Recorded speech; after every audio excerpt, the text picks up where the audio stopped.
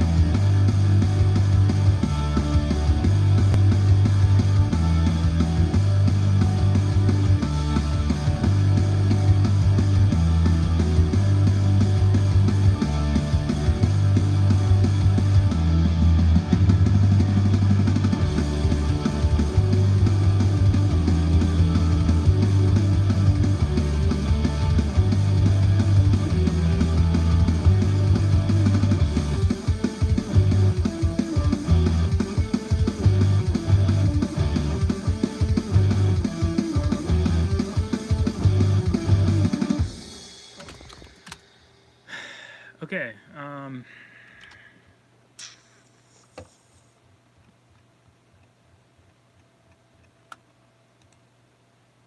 actually okay. Yo, Brock, what's up, man? I'm just working on a song someone, or that's not even a song. It's just music that someone hired me to do for their YouTube channel. So I haven't listened to it in a couple days. So I was just checking her out, see where I left off. Kind of felt like it needed more 2 days ago, and that's when I was like, I'm just gonna stop. And couldn't work on it yesterday, so I am today, and I think it's actually cool. So, yeah, what's up with you, man?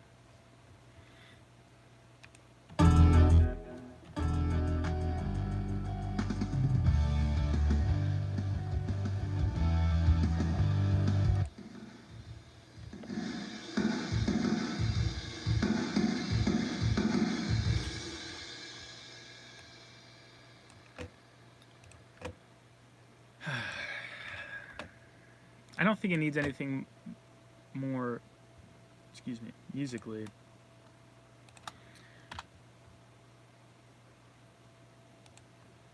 But I do want to change up.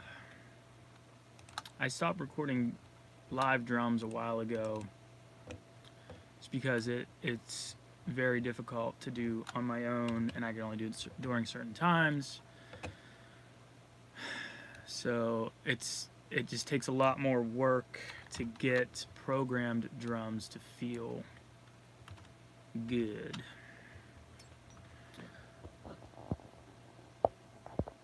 How do I view the chat?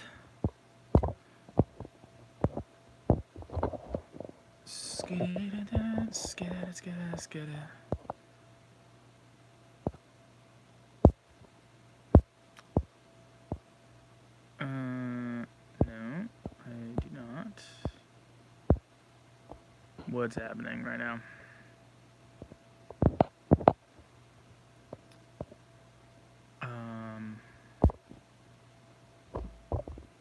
I don't know. Chat was popping up. Now it's not.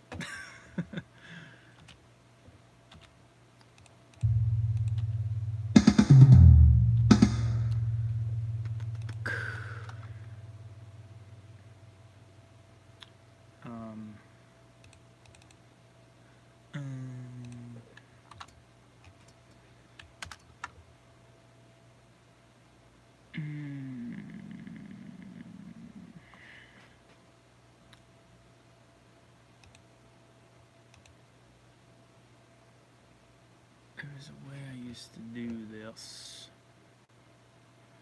When I program the drums, I just do it right to the grid until I'm ready to like export them as individual tracks, and then I'll humanize it from there, if that makes sense. Just because I guess, I don't know, I'm lazy or something. There was something I used to do.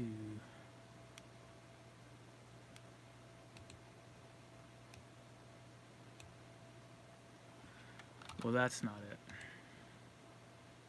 I haven't been working on stuff in a while.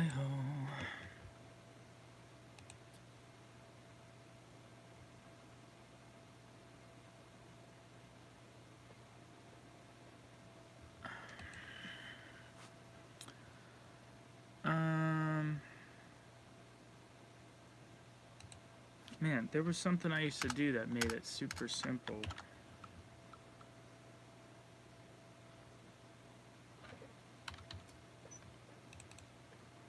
Start with this guy here.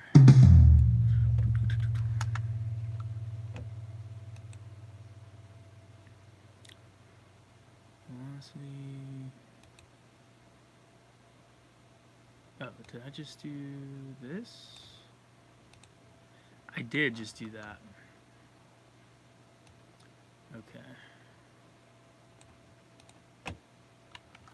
Nope.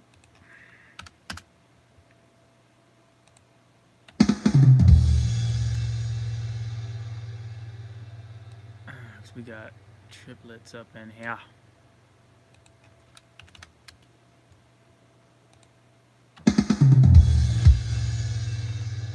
All right.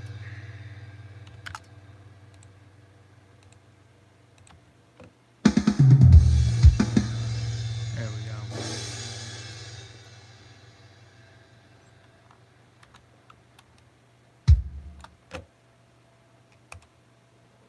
I don't think I have any more triplets. Let me just listen through. Should probably listen to this with the rest. It's probably gonna sound kind of weird. It's not. It's a little out of my. I mean, it's still like kind of pop punky, but it's a little. He gave me some of his influences, so I added like some other kind of things in there that I don't normally do.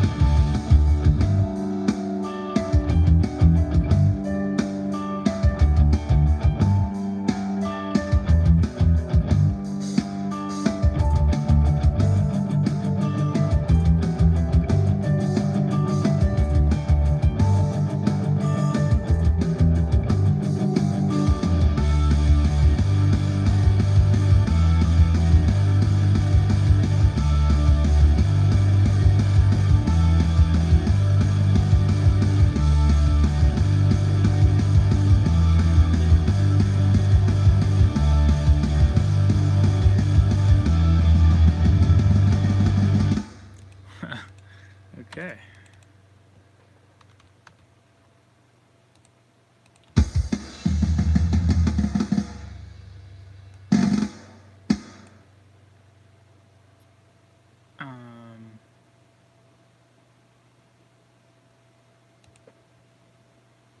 Okay, that'll do it. And let's the triplet on. A little bit tighter than that.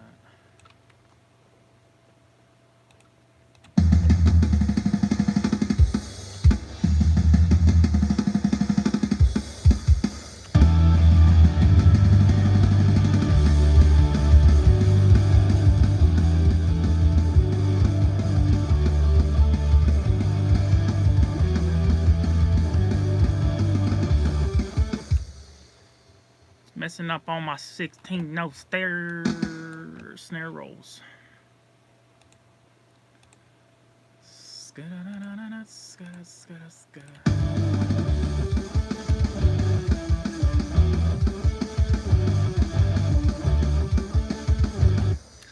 All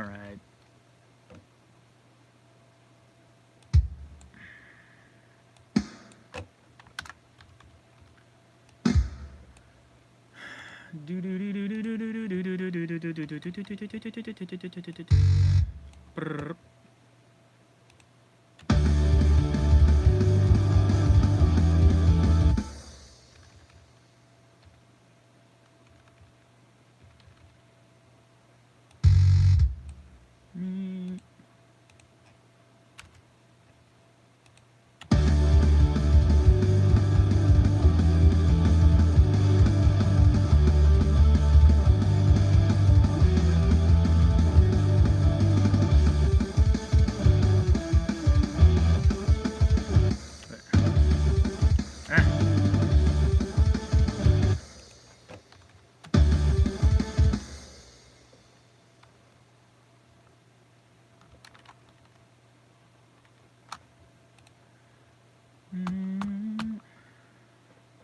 Wait, hold on. Got an extra kicker in there.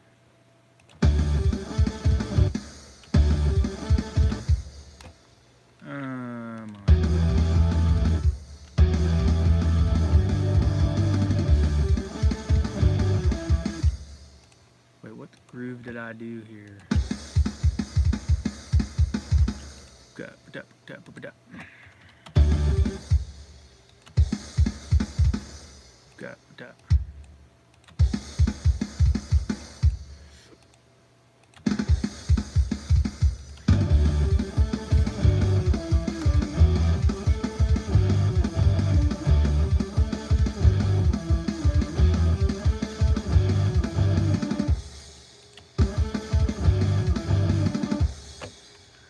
Okay,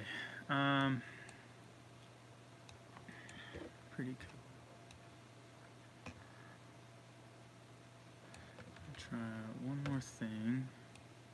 That's pretty much it. It's kind of weird because I'm trying to think of like, it's music for a YouTube channel, so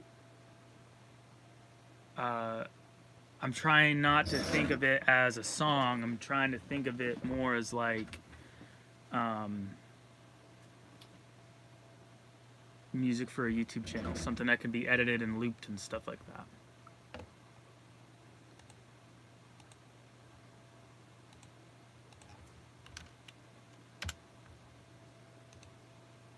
You know what? I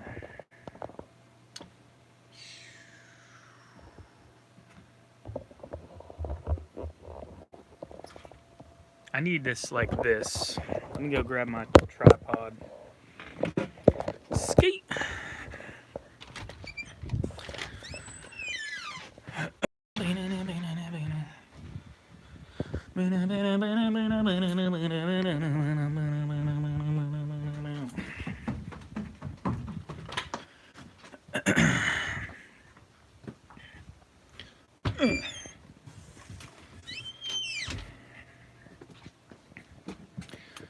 Alright. Set you guys here for a second while I set up my tripod. My tripod. Really hoping I can just finish this up today.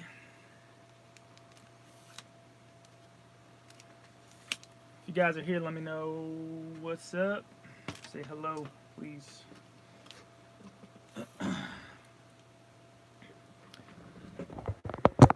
Oh, yeah. Oh, you freaking sticker. Sorry, guys. Hang on. What just happened there?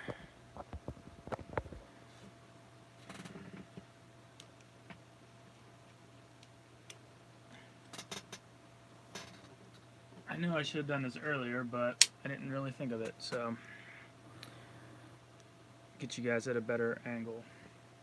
I think last time I did this, someone said to me to have it face towards the screen too, or to share my screen too. My computer's not strong enough to do that. So I can't share my screen, unfortunately, while I'm recording yet. But no, that's not gonna work. How about here? Focus on that. I don't know. All right. That should be better. Can somebody say what's up? Because I don't think my chat is showing up. There we go. Show chat. There we go. Raj, what's up, man? Rosanna, what's up?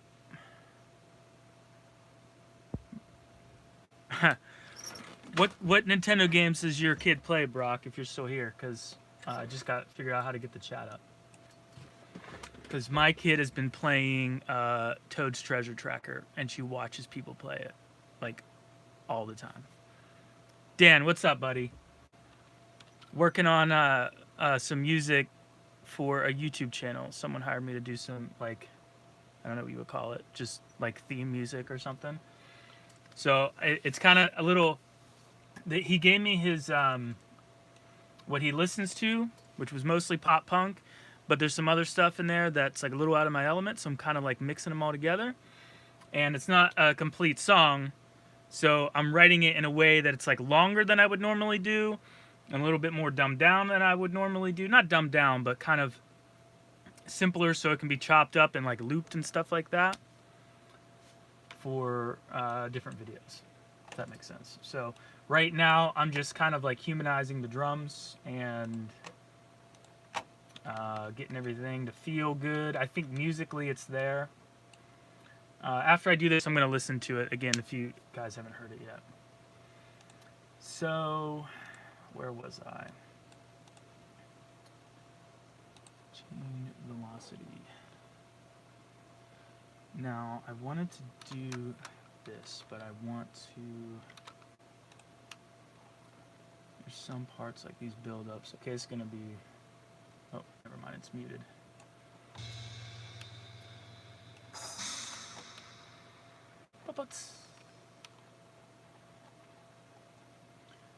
Alright, I gotta select all these again. It's going to be fucking weird.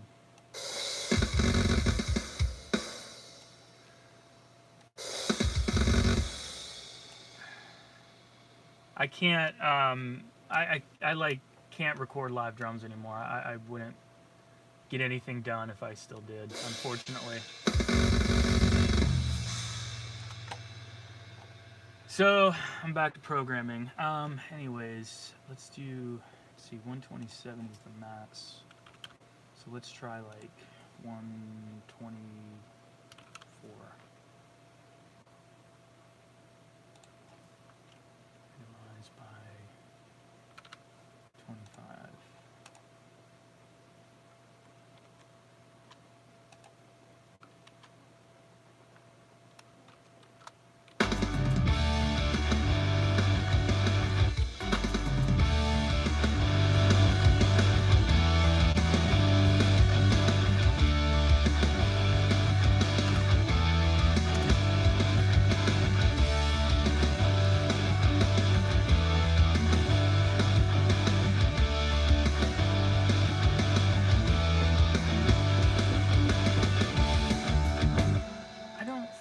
That's how I had it originally. Shoot, how could I find that fill? It works, but I think I had something better in there. What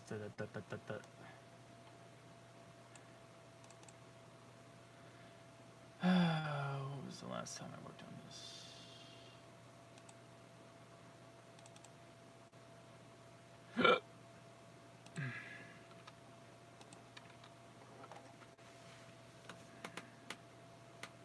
Is that chat still showing up? Live chat.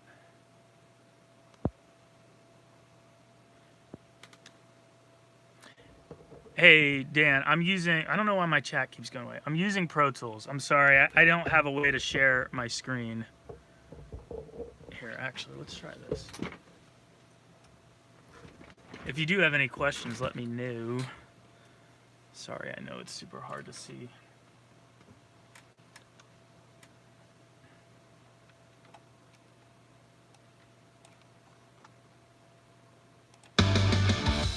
Okay, so I did do that fill. So we'll just keep it that way, I guess. Why does the chat keep going away? Okay. I'll keep just checking in on the chat. I'm sorry. I don't know what else to do.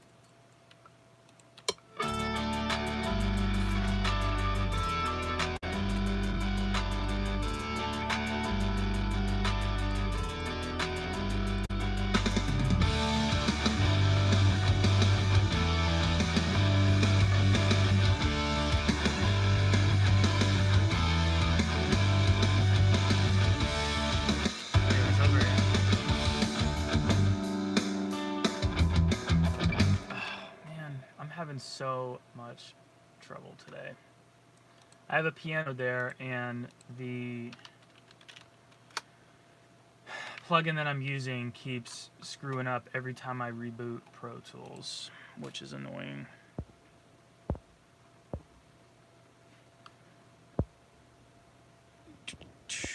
Use Logic Pro. I feel like I could still learn a lot from watching stuff from you. I'd love to see tutorial videos on your channel, like programming. Oh, yeah. I've actually considered doing tutorial videos. I don't know. If there's anything you want to hear, let me know, because any ideas I've had, there's already so many on YouTube already. And I was just like, I don't know if I can really compete with that.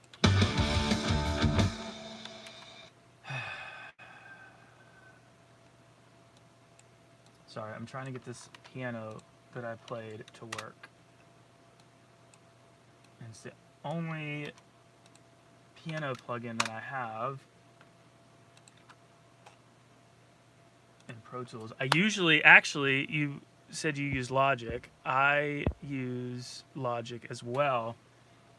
I have it right down here. I'm sure you can't see that, but I love the software instruments in Logic because they sound awesome, and there's a ton in there. Logic comes with a ton that sound great.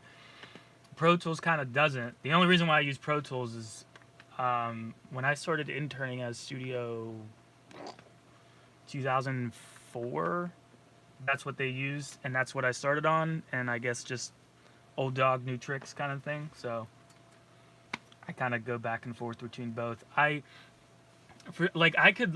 was trying to use Logic for a while just to teach myself something else, but I can use Pro Tools so much faster that I just didn't want to, I guess. I think what would be different from you doing tutorials is how you do punk stuff, because it's really difficult finding videos for stuff I want. Oh, okay, yeah.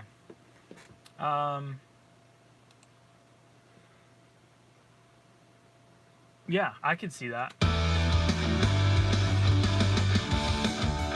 If there is anything specifically, I know you said programming drums. If there is anything specifically that you would like to know other than that, let me know.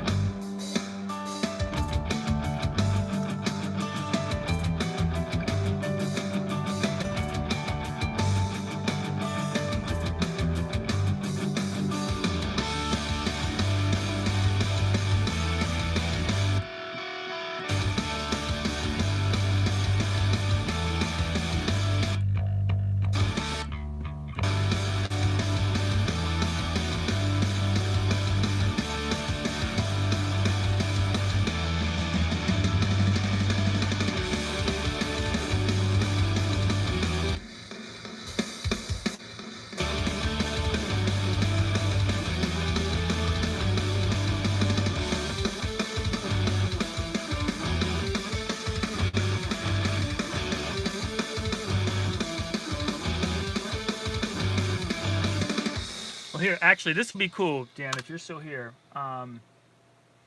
This might help you out now. So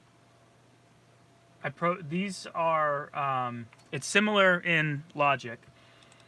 Logic kind of has a window or a section that's like this, where you're like, you can just place notes in, and then Logic, well, in Pro Tools too, you can have a different software instruments, piano, drums, whatever. So in this case, I have drums, obviously, and you just place notes wherever you want them.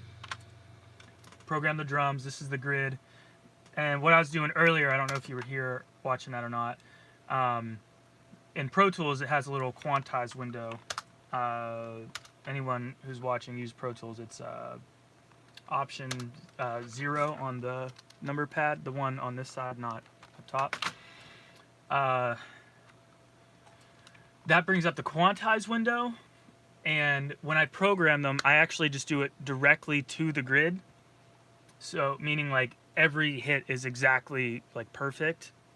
The reason why is because I just want to do it fast, and I'm trying to like, I usually have guitar ideas and stuff in my head, and I just want to get like a bass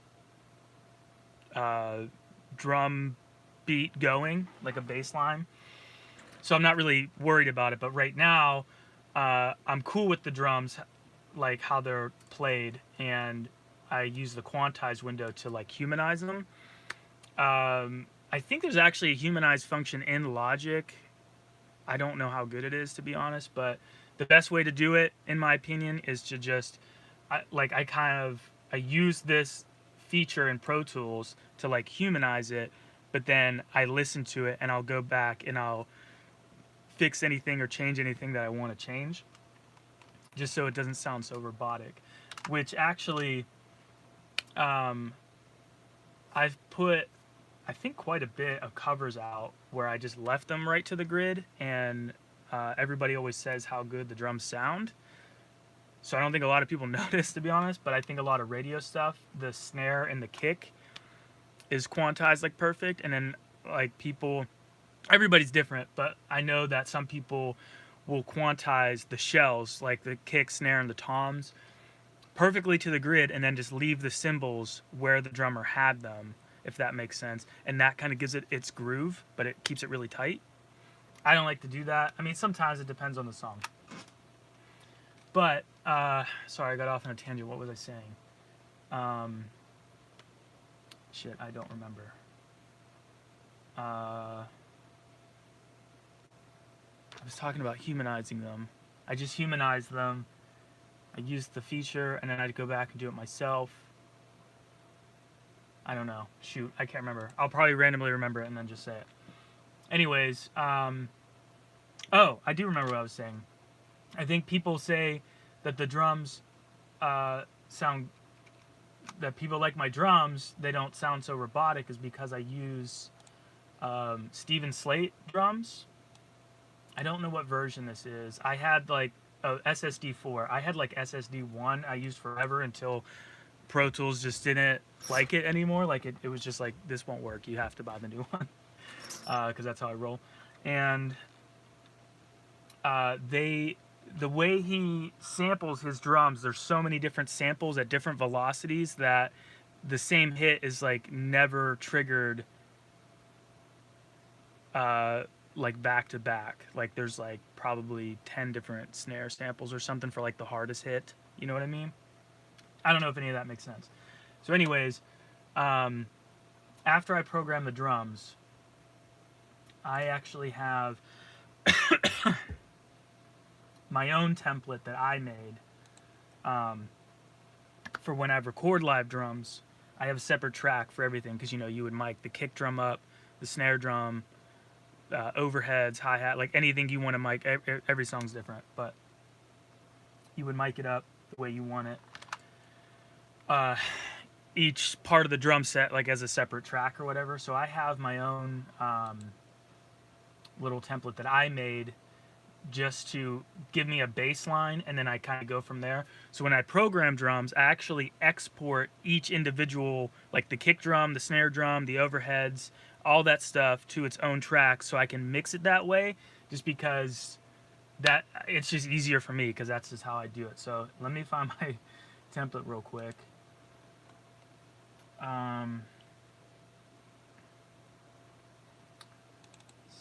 Sessions. Probably. I could probably use this one here. So.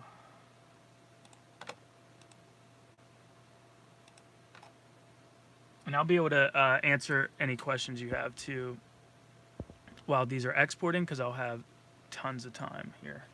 Sorry, I just saw you ask a question. Give me 1 second. Let me set this up, and when I start exporting, I will answer that. Actually, let me see. It's going to take me a second.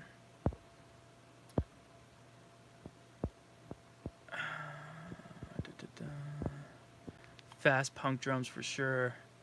I'm not a drummer, so I struggle to know exactly what to record my MIDI keyboard. I'm not a drummer either. I can play drums, kind of. I know I do it in the videos, but I'm not a drummer. So I feel you on that. I just use the built-in drum program in Logic. There's a lot of good drum sounds on there, so. Would you recommend using something else, or is it still possible to make it sound perfect with the standard one in Logic Pro X? Yeah, it takes a ton of time. I've been recording for a while, and actually when I started doing these covers, it was just to give myself material to practice on.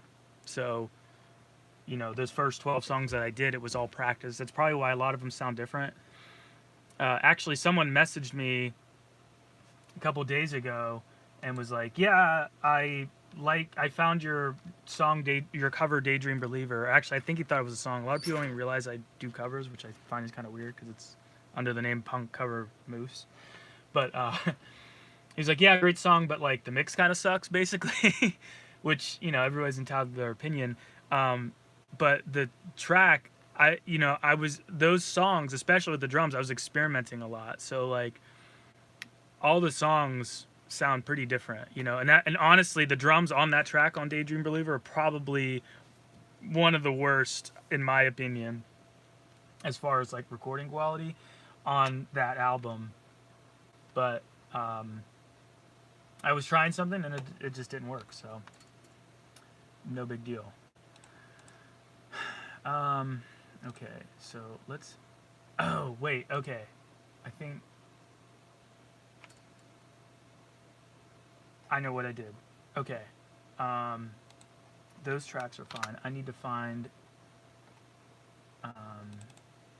here we go. Okay. So... all these MIDI ones. And there's...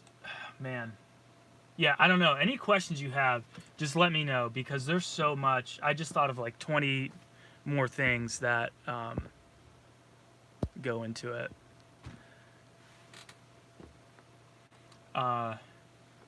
So one of the biggest things, like when you're miking drums, and I kind of try and keep that in mind when I'm programming them, is the performance. So another reason why I stopped recording drums live, other than like, you know, neighbor issues and stuff like that, is I'm just not a drummer. So my performance was always, I was spending probably a lot of time fixing my performance. I mean, maybe I was a little self-conscious too, but I was probably spending more time than I should have just making my performance sound, in my opinion, good enough. But it's hard. Like, one instance, it's like if you're not hitting the the drums consistently the way you want it, like if you're doing a fast punk beat and you constantly want that rim shot on the snare, like the ka kind of sound on a snare, I can't stay consistent at doing that. I need to practice more and do that and figure that out if I can. But when I was recording that album, I just couldn't. So it's like I was constantly like just putting in little hits everywhere to make it sound the way that I wanted to. Whereas like my band it's just me and the band now, but our drummer, the original drummer, he was so good, like I never had to worry about the performance. It was all like mic placement and stuff like that. So how that ties into programming drums, I will kind of show you here. So if you think of the MIDI drums, you program them, like when I was doing the quantizing everything to make it sound, let me rename this real quick. Temp drum rooms. If you think of the way when I was quantizing everything to make it sound more human, that's like the performance, right? So I want them to sound, for this song, since it's like I want it to sound like a live band was recording in the studio, I want that to sound human, right? So that's why I fixed the performance in it. And next what I do is I take each track, so like this is just the overheads, I believe, should be. That's going out, hang on one sec here. It's gonna take me a sec. I imported my template wrong, so I gotta do it again.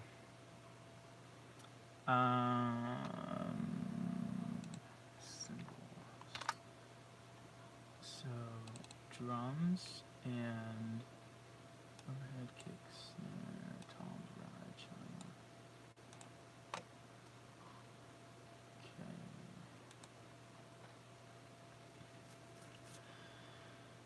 All right, let's try that again. So these should just be my overheads. It is not.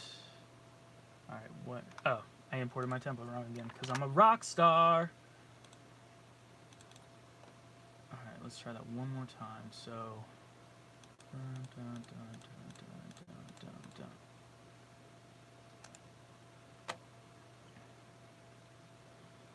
Okay.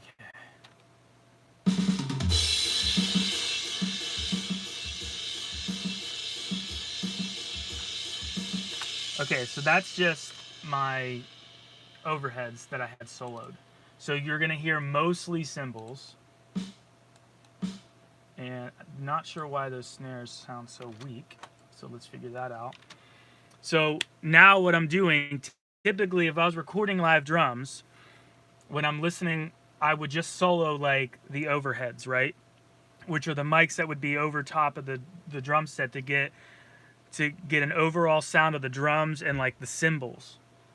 Or at least a lot of the stuff that I do for like punk stuff. So in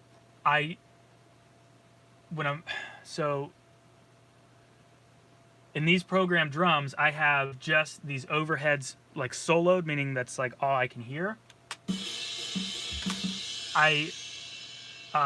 Before I export it to an audio track, from a MIDI track to an audio track, I listen to it and tweak it and make it sound the way I would want it to sound before I export it to an audio track, if that makes sense, right?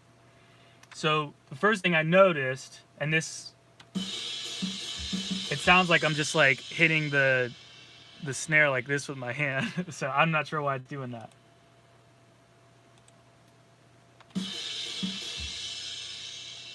Let me see what the snare sounds like.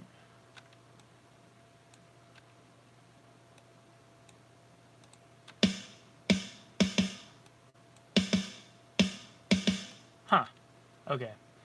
This is one of those problems you kind of have with programming drums and doing things this way, but it's something that you want to do. It seems like it might be kind of overkill because I'm just like trying to be very precise about everything, but I'm just trying to make it sound how I would try and get it to sound if I was recording it live, if that makes sense. If it's not making sense yet, it'll all tie in here in a second, or probably longer than a second, but you feel me. Fell in love.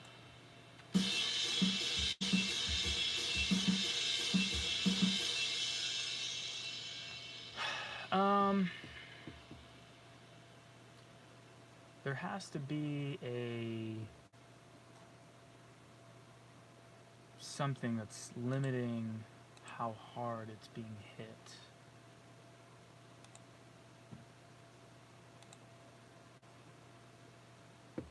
I have no idea. idea where that would be. I'm sorry this is happening. Is it that?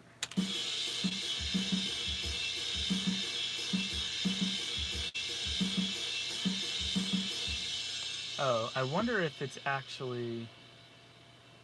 Hang on, let me go to the mixer.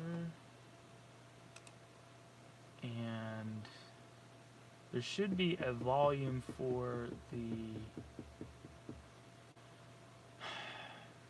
the room. How much? Oh, bleed level. Okay, so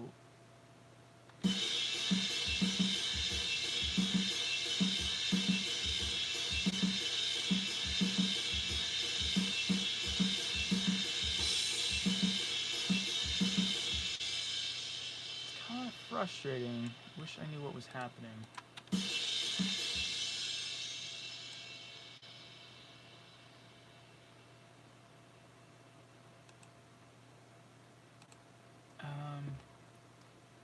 Let me try.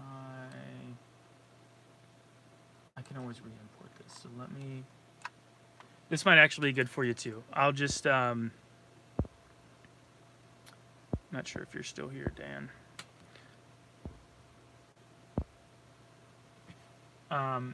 I'll just kind of show you what I would do.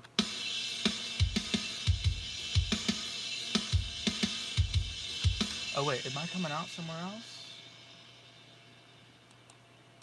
It sounds like it is.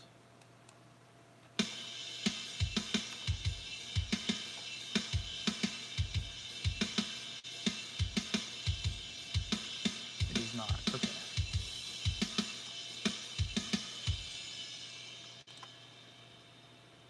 This is probably why. Okay, so I'm just gonna make this sound how I would want my overheads to sound. So this is all the mics on with the overheads and everything. So what I'll do is I think I just turn everything down. And you should be able to do this in Logic as well.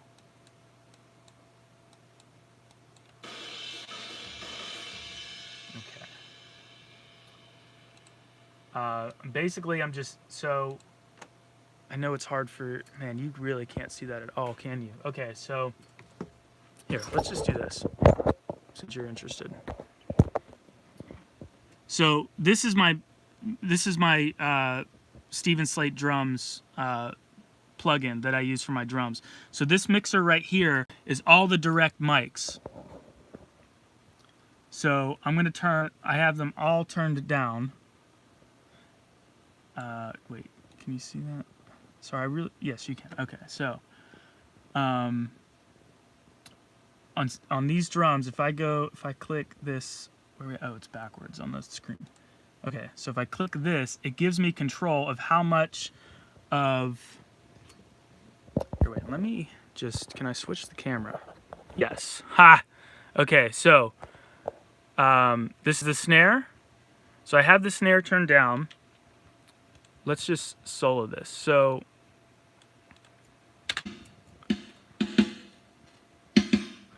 that's the snare. That's what the snare sounds like with the direct mic on it, the overheads, and the room. So if I turn this down, all you're going to hear is what the snare would sound like through the room mics and through the overhead mics.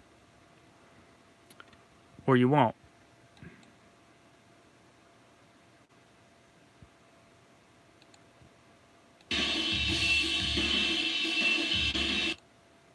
Okay, I don't know why you can't hear the snare.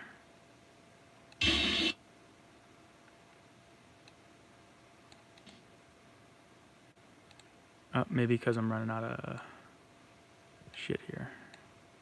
All right, let's try that one more time. I'm not really all that, I'm mostly self-taught recording, so.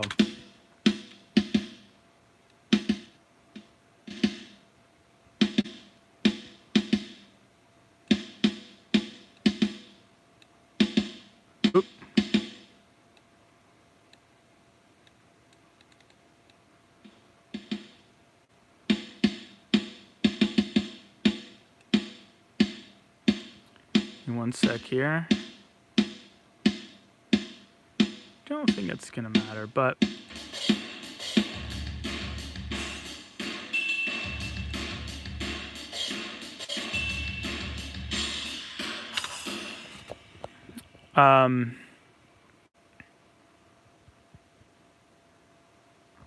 dang it. I'm not sure why that's being crazy. Oh, you know what? And I have, let me try importing this. Sorry, man. I'm kind of just doing this on the fly, so let me put my phone back so I can show you. That's not what we want. Let's try it from, well, we'll try it from here again, see what's up. So this was overheads. That's what we want. So I'm going to try re-importing this and see if we can't get it to... Oh my goodness. Oh my goodness.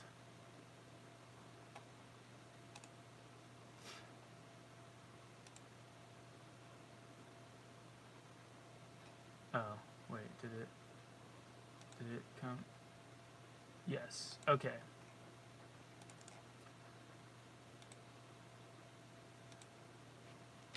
I could probably just edit this up and make it into a more streamlined tutorial for you after the fact. Okay, I think Pro Tools is being screwy here. Yeah. Sorry, man.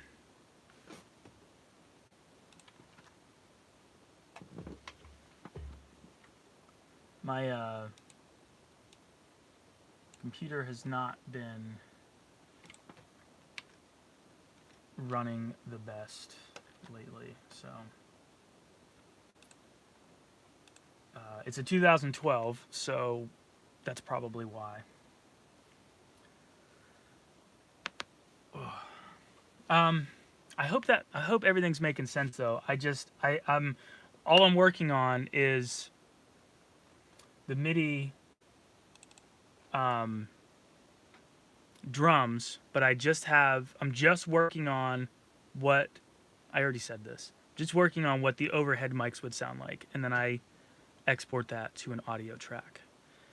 For two reasons. One, MIDI tracks take up more computer power, a lot more power than audio tracks, or at least in Pro Tools, or at least it did. I know my computer runs better when I do it that way, and I'm just instrument tracks or MIDI tracks work differently than audio tracks, and I'm just way more used to audio tracks, so that's why I do it that way. And you'll kind of see, because I made my own template that I said template, which I think is actually right as well, but I don't normally say it that way, and it was weird. Okay.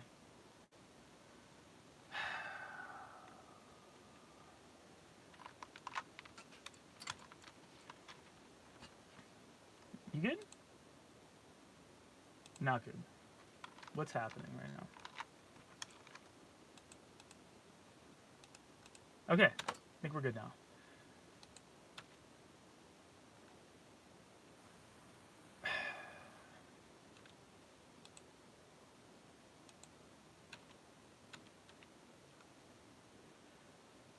Twelve, 11, 10, 9, 8, 7, 6, 5, 4.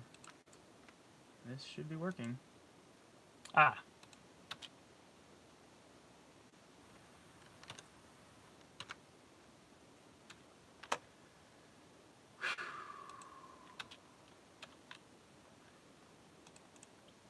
Sorry, man. This is super frustrating.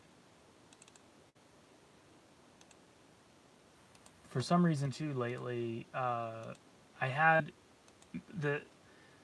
settings. So when I start Pro Tools up, there's certain settings that I had set, and for some reason, they've changed on me by themselves. I don't know why, but Oh, dude, you can ask as many questions as you want. It's totally cool. Um, do you use any additional plugins or even built-in stuff to add to the drums, to make them sound better when you have them recorded in time, etc.? Totally makes sense. It's because you soloed the top mics. Maybe I'm not. It's kind of a complicated setup, I guess. God bless America. I wish this would just work.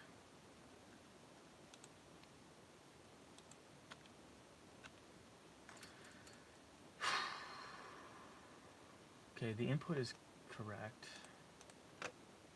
What is this one? That's the kick. Okay, so the kick is working. See, my computer's being weird, man. See, I'm like clicking on this and it's just not even... You know what? Let's do a...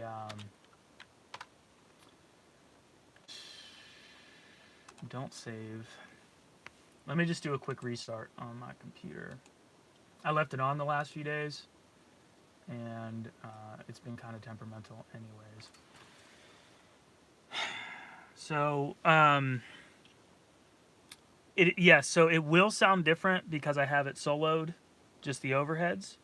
But it should sound like I'm still hitting the snare hard, but it wasn't sounding like I was hitting the snare hard. It was just sounding like I was just like, hitting it super easy without a stick or something. So, not sure why. And I think I figured out why, but then for some reason, when I would play it, it wasn't playing back after. So, and that means my piano's probably not going to work now, which doesn't matter because I'm trying to get the drums onto audio tracks.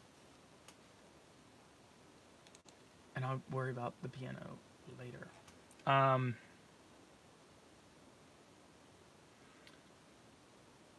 It's probably a little difficult for my computer right now too, because like I said, instrument tracks take up a lot of CPU power. And I have a ton going right now because I put a lot of different software instruments in here. I put piano and a synth, and I think some organ, a couple different synths. I put a like a low end, like kind of hip hoppy bass on the intro part. So, and the stupid thing, actually, it might just be with Steven Slate drums or my computer. It seems like when you can make tracks inactive, so they're not using up processing power, like when I'm trying to do something like this. And I have a lot going, but if I make them inactive, sometimes my settings reset, and it's frustrating because I'll spend a lot of time getting the sound that I want, and then it disappears. So I know that happens with the drums. I kind of don't want to risk it with the other software instruments if I don't have to. Oh man, it's taking forever. Okay, there we go. So now let's try this again.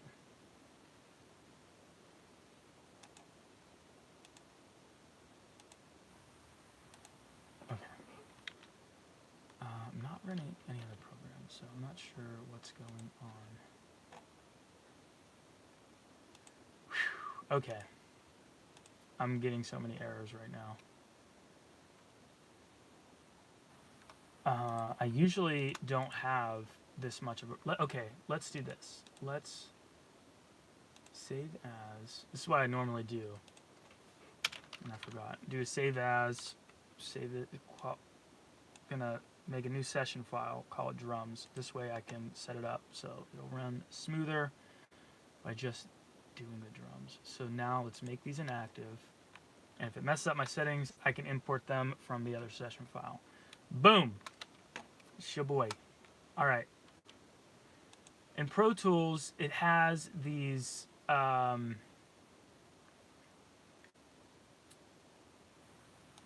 input channels for the MIDI, and sometimes it just is so freaking dumb and doesn't work, and I don't know why. That's the kicker.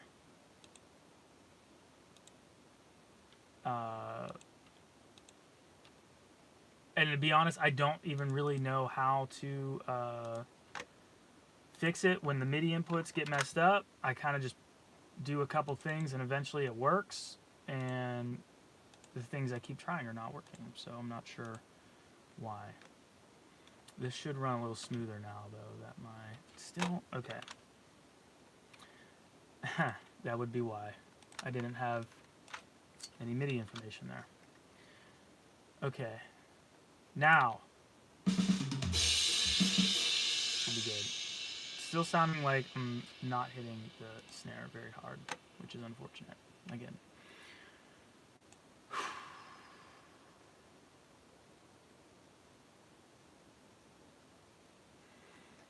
The reason why I'm kind of worried about that, why I want the snare to sound better through the overheads, is I get part of my snare sound through the overheads. So what's crazy about drums is a lot of your sound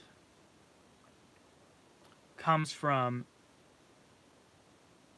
you know, you think of as drums, a drum kit, as one instrument, but especially when you're micing it in the studio, it's actually like multiple instruments, just like one person playing it. So the snare, even though it has a mic on just the snare, you get your snare sound from, I mean, there's a lot of different ways, but typically, or at least for me, I get it from the direct mic, which is the mic directly on the snare. The overheads, because you get snare bleed. It's, you know, overheads I use mostly for the cymbals, but I get some of that snare tone from it. And the room. So you have like 3 different sources that you're blending together to get that snare sound. It's kind of the same concept if you've ever mic'd like a guitar amp, and you use more than one mic. And a lot of times too, and I used to do this, you know, I would put like 2 or 3 mics directly on the speaker cabinet for a guitar, excuse me, for a guitar amp, and then 1 or 2 room mics as well, depending on what I was doing. And then you kind of blend those together to get the tone that you want. And that's, so I think, what was your question before? Because I think this will answer that question. Let me find that again.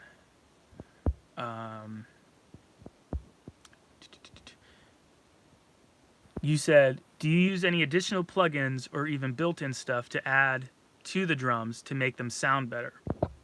So one of the goals you should have when you're recording is to make it sound as best as you can going in before any plugins, if you can. Obviously, you don't have a lot of, like, you know, huge studios have a ton of outboard gear that they'll run these microphones through to EQ it and stuff before it hits tape or before it hits Pro Tools.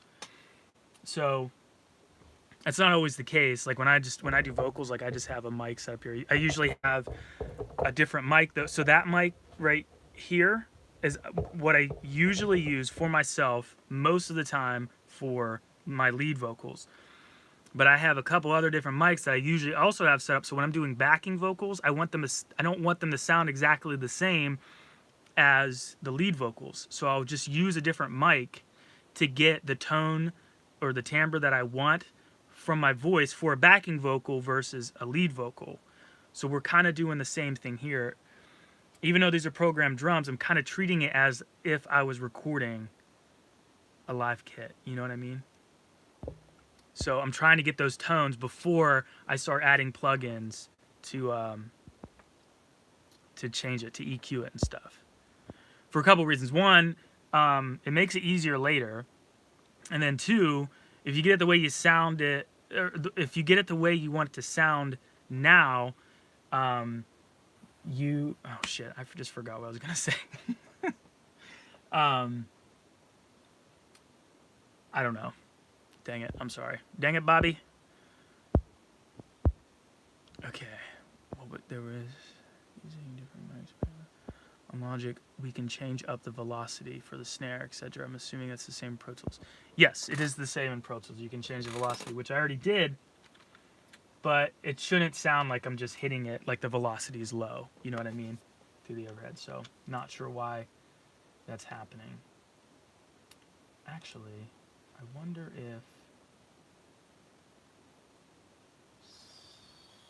Oh. So the overheads bleed level.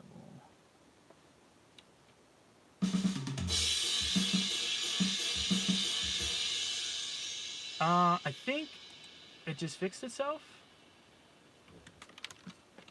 Okay.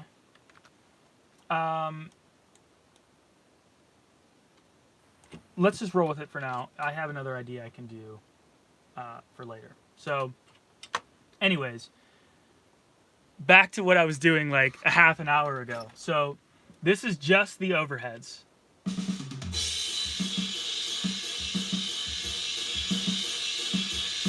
So I don't know if you can tell through the microphone on my phone. You're hearing mostly cymbals, which is what I usually go for when I'm doing my overheads, when I'm miking my overheads live. But you can hear the snare, the kick, and the toms. There wasn't much toms in there. There's some at the beginning here. Because I blend that together. But it's mostly cymbals. And then I do some other things. Like, I'll make the cymbals the way I want them to sound on the overheads, and then I might like duplicate the track or use a bus to it's kind of duplicating it. I'll explain that when I get to that, because I have a mixing template that I use as well. To blend with, so it'll be like 2 or 3 overhead tracks blended together, but one is more for a cymbal sound, one's more for a snare sound, one might be more for the kick. I think I usually just do like snare and or just like cymbals and overhead processing for overheads. But anyway, so that's how I want my overheads to sound. So now if we move to, let me just solo all of these real quick. And then I'll just record arm the thing. So this would be my kick.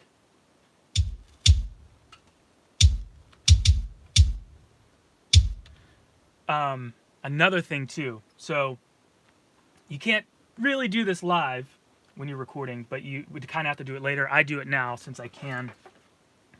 So when you record live drums, a lot of times, depending on what the sound you're going for, at least the stuff that I like to do, the sound that I like to get, is I will blend in some samples that I already have, that like Steven Slate samples, because they sound really good. You could do that with your Logic samples, and I have some samples that I made here in my studio that I'll blend all together. So it's kind of the same thing as using like more than one mic on a signal, like a snare, because some people will use multiple snare mics on a snare, and they might blend some of those together. They might use only one on one song and another snare mic on another song, but it's already all there, and they can pick and choose later.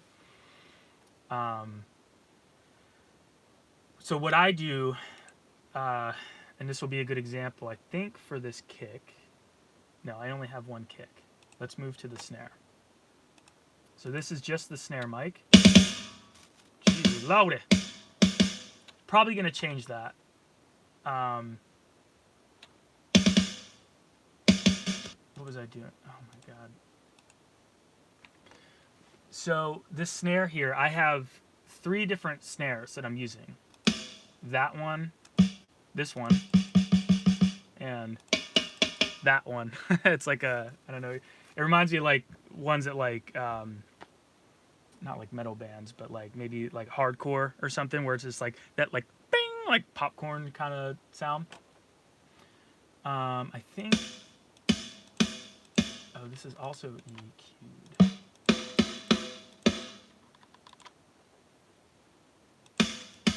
Okay, I think I like these samples. It's just the way I add this EQ'd.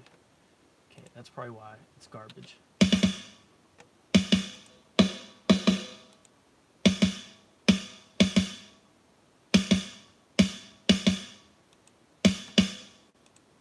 Okay.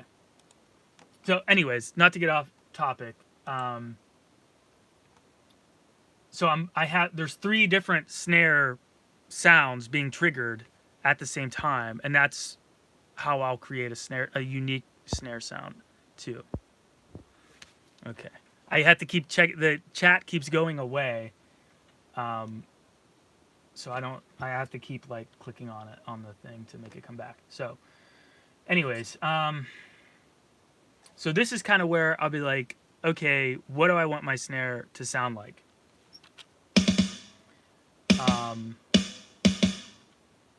I think if let me go to the mixer here. I like to use, oh, and with the snare too, another thing with the snare is I pretty much always use 2 mics on the snare, and I do that when I'm blending the snare samples as well. And there's usually 1 mic on the top and 1 on the bottom. The bottom you can get more of the actual snare, like the metal part on the snare, and a lot of times, depending on how you tune your snare, you can get some more bottom like punch. So I have I don't have, oh, I do have some bottoms on here. So this sample, it's just the top, and it sounds kind of stupid by itself. But then, like, as you see, like, that's 2 samples that I have now. It's probably hard to tell through this microphone on my phone. So that, like, popcorny sounding snare, I have it blended in a way where it just kind of makes it pop out a little bit more, if that makes sense. And then what is this one? Okay, so this is a bottom mic from a, so you hear how it's mostly like snare. So if I want more of that snare sound, I can just turn that volume up on just that sample, or turn it down if I want, you know, the opposite. So I think it's actually kind of a lot.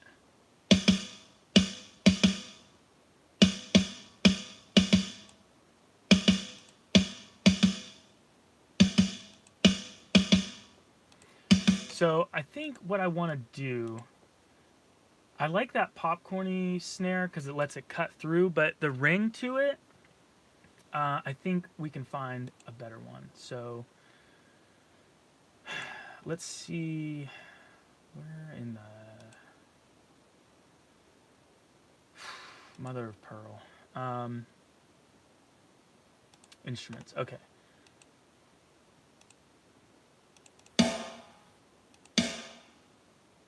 Actually, this is one of my go-to ones here. Is that one. So what was that called? Chili snare or something.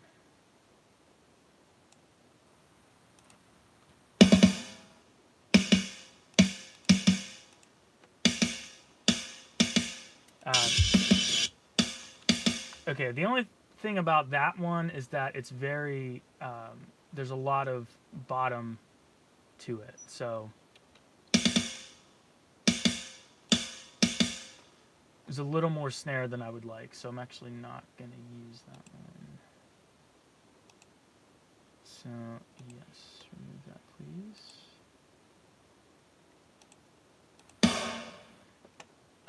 You know what? What if what do my rooms sound like?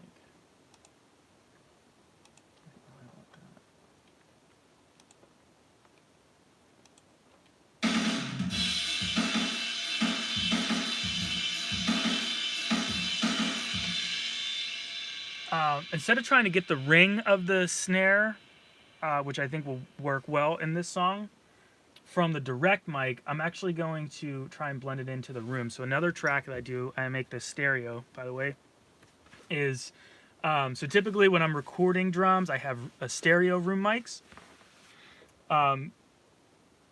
Excuse me. What some engineers will do is sometimes they'll have the drummers record with like, I think they're just like called mutes or something. They put them on the cymbals and they play the drum tracks, but they're pretty much only recording the shells. And the reason why they do that is so they can adjust the level of cymbal bleed through the other mics, because there won't be any. And then so they record the drummer playing drums on just the shells, and they'll put mutes on the cymbals because it'd probably be hard to play, you know, without a hi-hat or a cymbal.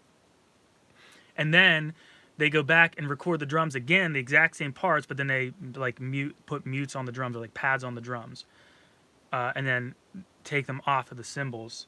So I kind of set it up that way with just my rooms. So I have two stereo room tracks. One is just the shells, so snare, toms, kick, and then one is just the cymbals. So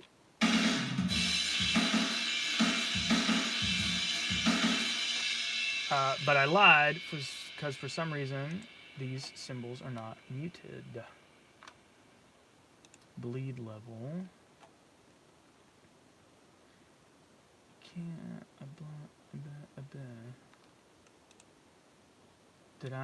What did I do? Okay, shells. Just the room is soloed. Bleed level. Do I have to turn this all down?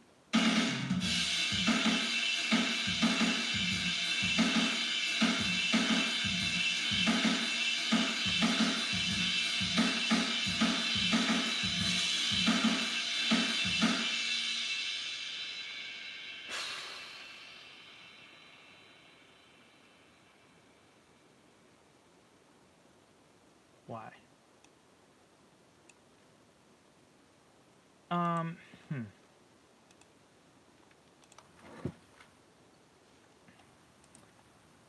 Did I possibly import the wrong template? Let me try this. Might be why I'm having so much trouble. See, when I have trouble like this with something, I figure it out and then I save it as like a template. So when I go to do it again, I don't have these problems. And then I use the template for so long, I like forget. But I like to work quickly because I don't want to worry about this kind of stuff. I don't mind talking and doing this kind of stuff. But when I'm like, I don't like doing the technical stuff. I like doing the creative stuff. So I try and make the technical stuff as streamlined as possible so I can just like turn it on and record my idea or whatever. So, I think I did. Okay. My template. No. Okay. What's happening here? I haven't been recording anything for a while, so...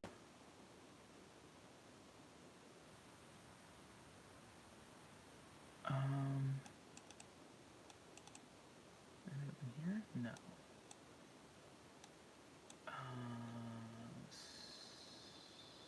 Sessions.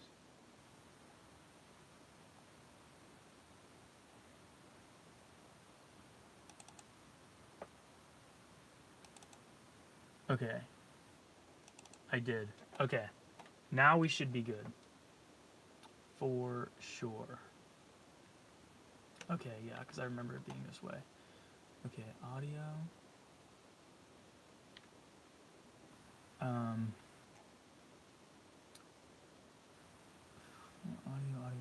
Okay. MIDI overheads.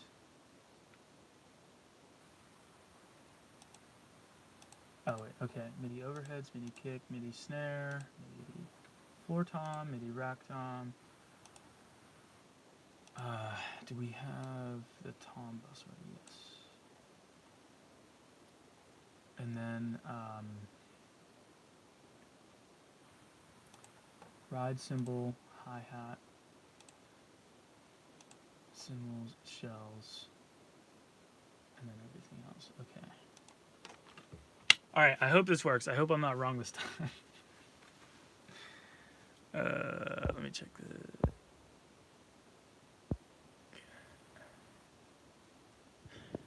That is a good idea, using different mics for back vocals. Yes, thank you.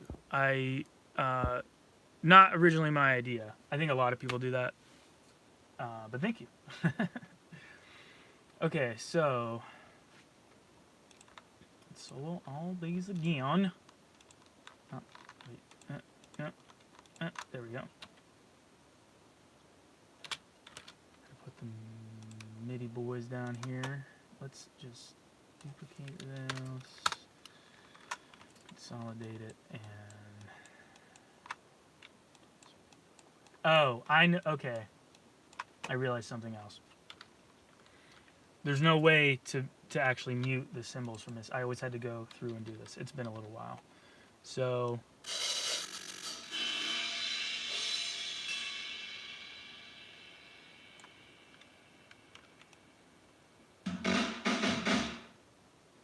wish I knew what this. Oh, I know. I'm not hearing anything, so I don't think it'll hurt anything.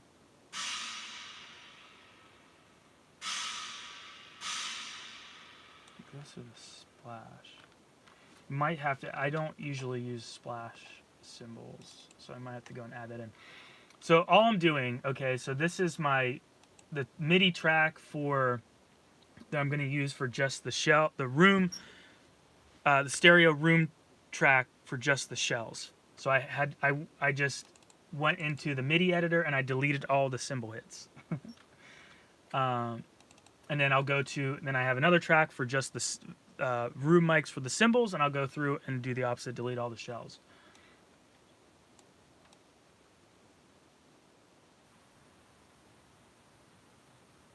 I think it's just these here. Yeah, because I think those are the toms. Okay, so there we go. See, I went directly to the technical thing, but I should have just thought of the simplest thing that it could have been. But hey, live and learn, I guess. So, anyways, this is what just the room mics for just the shells would sound like. And then I was going to add a snare sample in there with more ring to it. Which reminds me, did I turn on this plugin? I did not. In case you're wondering, this is just a plugin I have. So you can see this black panel here, and I have this white panel. I have a bunch of panels in my room, so my room sounds as good as I could make it sound, being in like the basement of a 100-year-old house. And then I have this plugin called the Arc 2, and it's a piece of software that comes with a microphone, and it basically just takes test samples of your room and then fixes any like major issues that it has, and then you save that, and then this plugin here, you run it as the very last plugin, and it kind of EQs your room, or EQs your mix for your room. So when you mix it, it sounds the same everywhere, if that makes sense. You just have to remember to turn it off before you export the song. It's just so you're hearing it correctly when you're mixing. So anyways, back to adding a snare with more ring to it. That is the kick. We want the snare. We were going to try and use that one.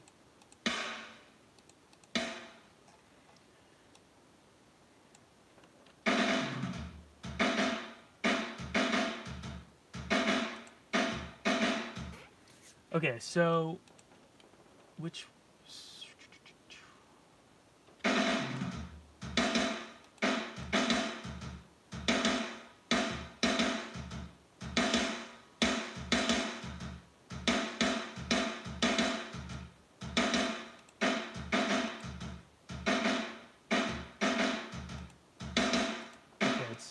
called Snare Dur 3.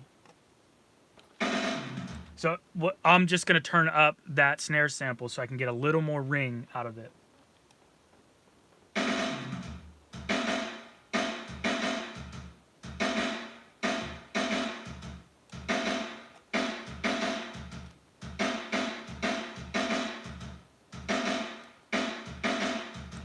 And then when I go to mix, I blend a lot of different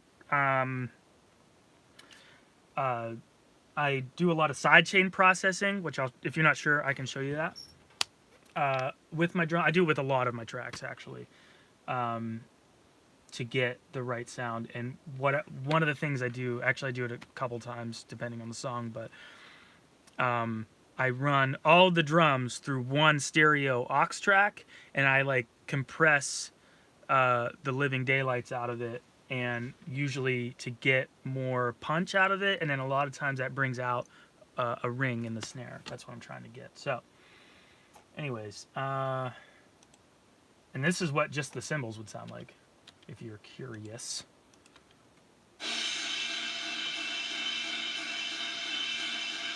Probably what you would expect it to sound like. So anyways, we did the kick, right?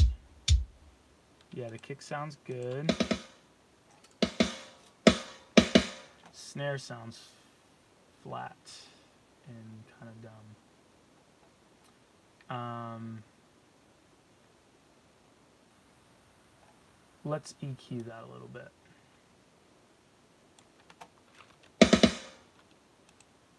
So this is, so I'm EQing on the MIDI snare track. So when I export it to an audio track, I won't have to EQ it. It'll already be done. And I'm not going to try and really, how would I say it? Like change it. Like I don't want to add anything. I'm going to EQ it, but I'm going to take things away. So like I said, I don't know if you can hear it through the microphone, but it sounds flat to me, or like kind of muddy. So I'm just going to take out some like bottom end. So I just put like a high pass filter. Let's just do this again.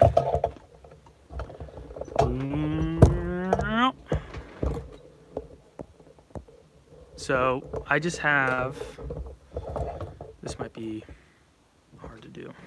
Hope you can see that. Looks like you could. Hello. All right, so I just have a high pass filter, which is this guy. Do I EQ on each drum like the snare? I do. So, and here I'll show you. So this is the snare. It sounds really flat. So I'm going to take out some bottom. I'm going to set this high pass filter, which is just going to cut anything below like this point here. So right now I just have it set to 50 because there's really nothing under 50 hertz in the snare, or at least in this snare.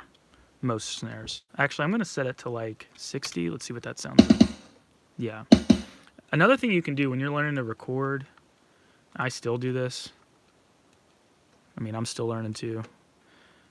This is just a frequency analyzer. I'm pretty sure Logic has one. So on the audio spectrum, this is what my snare sounds like. So pretty much the lowest tone in this snare, or the lowest frequency in this snare, is like 217 hertz, and then you can see it just kind of fades down. So there's some stuff there, but it's not needed, and you can just cut it out. I really won't do anything above 100 hertz because I'll show you a trick later to add in some stuff around 100 hertz that makes it sound kind of good. So let's try like 80. Okay, so let me see if I can A/B this and you can hear this. You might be able to hear it if you're wearing good headphones. So this is without.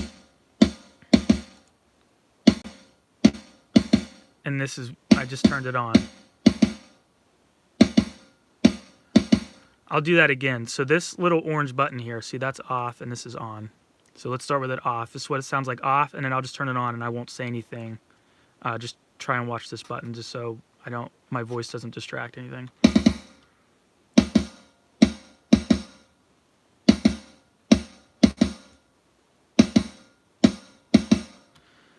So it's super subtle, but that stuff below 80 hertz in this snare sound that I have, it's just going to get in the way of anything down there that sits down there naturally, like the kick drum, the bass, or I was going to say bass drum, the bass guitar. And I'm just doing this now because it's something I don't need to do later. I might forget to do it later.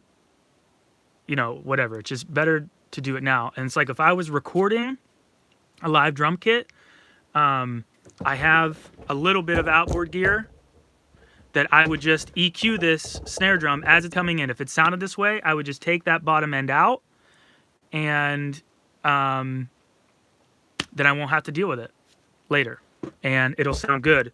So it's like I don't have any plugins on, and I move the mics to where everything sounds good, and I do a little bit of EQ and stuff before it records into Pro Tools, and it already sounds like as good as I can get it with what I have. So I know at the very worst, that's what they'll sound like. You know what I mean? So the other thing is that it sounds muddy. That kind of fixed it, but mud is usually like around 200 to like 500 maybe. So let's start at like 250.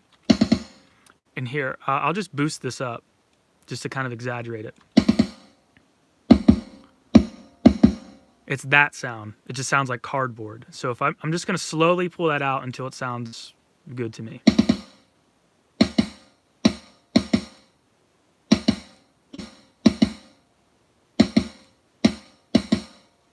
So there you go. So right now it sounds kind of thin, but I'll use a different process later to bring in some more punch to it. So that is pretty good to me. Like if a band sent me their song and that's what their raw snare sounded like, you know, raw meaning like no effects on it at all, which is how I would want them to be sent to me. I'd be like, okay, cool. This snare sounds awesome, and let's move on to the next one. When I play the EQ too much, I can't tell if it's sounding good or not. I have to keep restarting. I totally understand that. So that comes with practice, and then sometimes you just need to take a break. And it also helps to, I usually don't recommend soloing things out like this and just listening to just one track when you're mixing a song. Once everything's like together, I try and not really solo anything unless I'm looking for something specifically. In this, like, just like I am in this case. So I know that there's certain things in these drums that I'm going to want to take out. So I just do it now.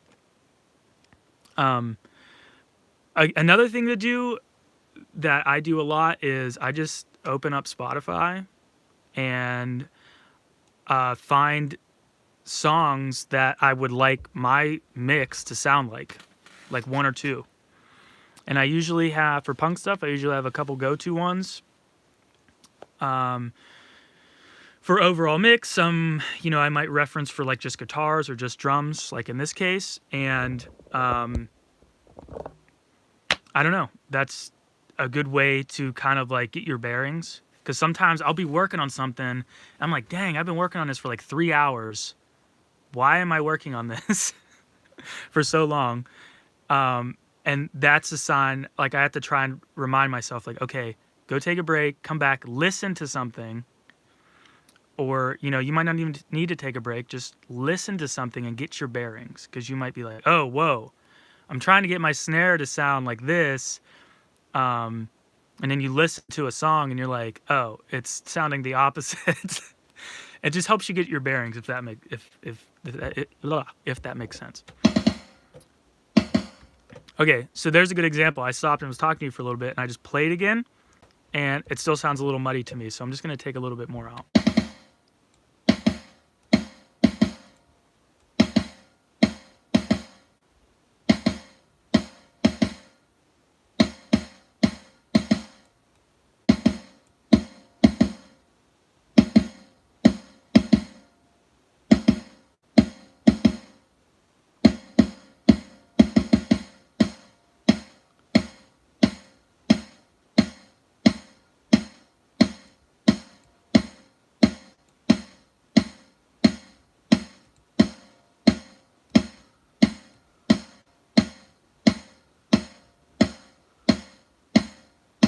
Okay, so sorry, what I'm kind of doing now is I'm just, this yellow dot here, if you can see that, I have it turned down a little bit. Remember, I started at like 250 hertz. I started just sweeping it, so going like this back and forth to see if I can't find a better spot for that EQ. Instead of just turning down the 250 that I already had turned down. You know, it could be that I needed to turn it down, but in this case, in a lot of cases, in my experience, is like it's probably the wrong frequency. You're probably EQing in the wrong spot. And it seems like, and this would kind of make more sense, around 400 or 500 hertz is what needs to come out.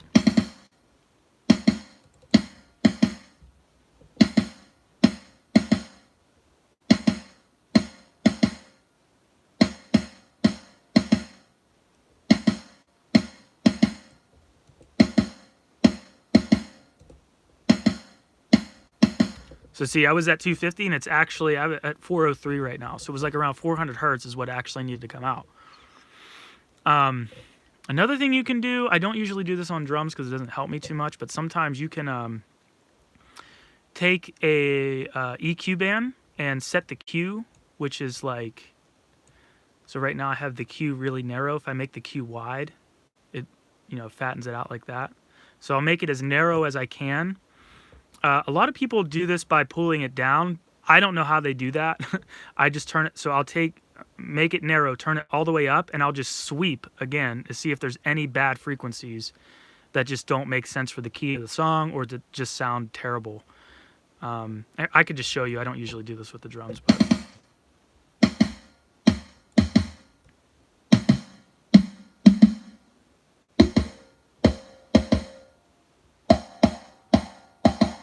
So let's just say like we didn't like that. And I'll just cut it out like that. Another reason why it's good to do this now before we bounce into an audio track, I remember I said earlier, I couldn't remember what I was going to say. It's less processing power for your computer. Because if I did this, if I used like 1 or 2 EQs to like cut these bad frequencies out, and then, you know, I use 1 or 2 more EQs to like make it sound different, like better, like I might boost something to like make it shine through more or something like that. You know, now you can end up with like, you know, 6 EQs. And, you know, I think Logic has probably about close to the same 1, 2, 3, 4, 5. So I have 10 slots for plugins. And if I end up using like 5 or 6 EQs, well, that's like half my plugin slots. You know what I mean? And it's just for stuff, it's just like if I just use this 1 or 2 EQs to make it sound, just to take all the bad shit out, it's like, well, I just saved myself a lot of slots too. So here, actually, this is kind of good that this happened. So this frequency that we took out sounds like it's in a styrofoam cup or something. If I turn, I'll cut it. I cut it out, and depending on how much there is how much you'll want to cut it out. Right now, I have it turned down 9 dB at 766 hertz. Let's see if we can hear this. I'm gonna play it with, and then I'm gonna hit this blue button here. That'll be off, and then you could hopefully hear the difference. You'll hear that like annoying ringing.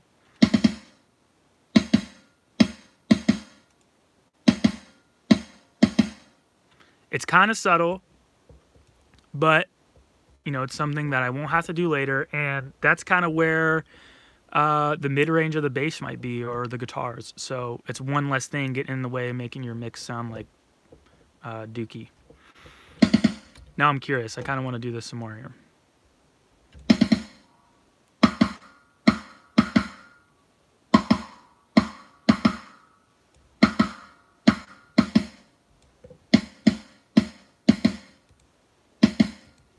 So here's a good example. Like, I found that frequency, and then I turned it down, and then I was turning the band on and off, and I couldn't hear a difference, meaning it's okay.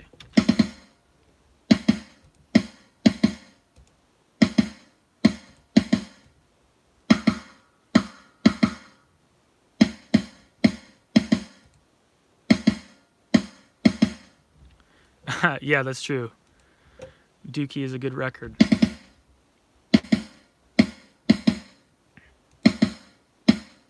Okay, I can kind of hear it. It's pretty subtle, but I'm just gonna cut a little bit out.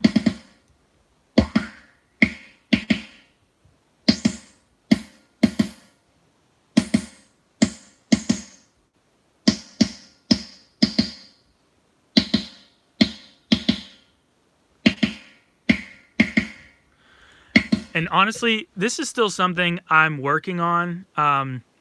that band that I was just in, like the upper mid range and the high range, I still have trouble. Like I'll listen to old mixes I've done, and I'm like, there's like that frequency, some like 3,000 hertz.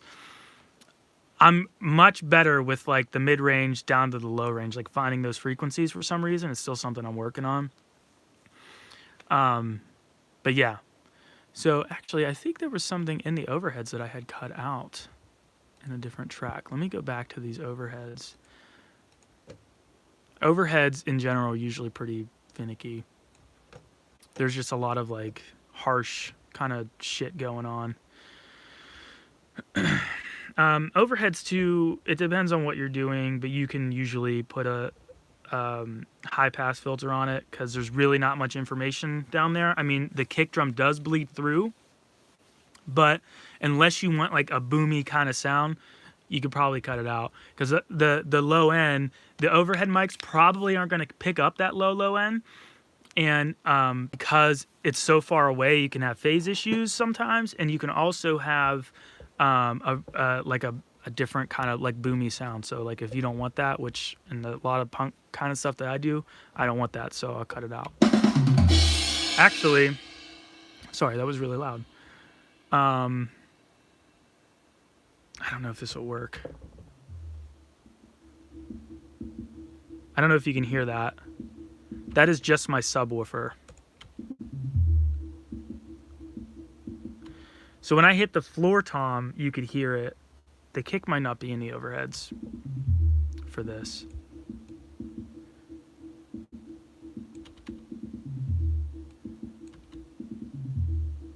I'll cut a little bit out, but I don't think you're going to be able to hear that very well with my phone microphone. But yeah, let's find some bad frequencies in these overheads. Okay, I hear one right away. I think it's around 4K.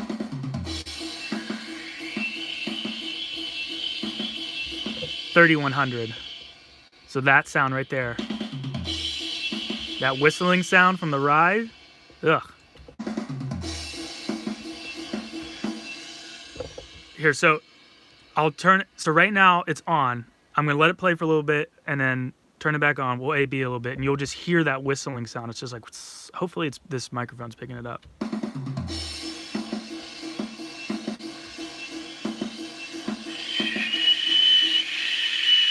Like that frequency right there.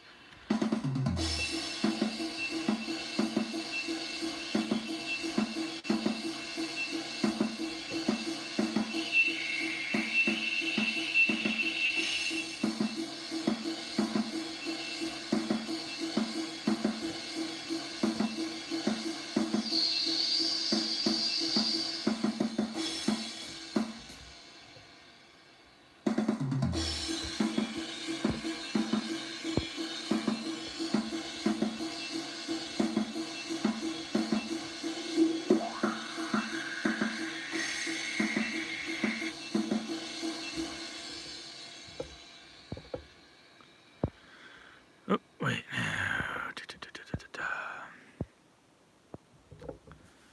How did you know where that bad frequency was straight away? It literally just practicing. Like, once you kind of start doing this a lot, you'll just be able to identify it. Like, did you ever hear, I don't think they really do this much anymore. Like, when they would censor out swear words, like in TV shows from like the early 2000s and before, there would always be that beep. Now a lot of times I just put like funny noises or something in, like on YouTube. That's 1K. I just hear it every time. And for me too, 1K is like, here, wait, I could just play it for you.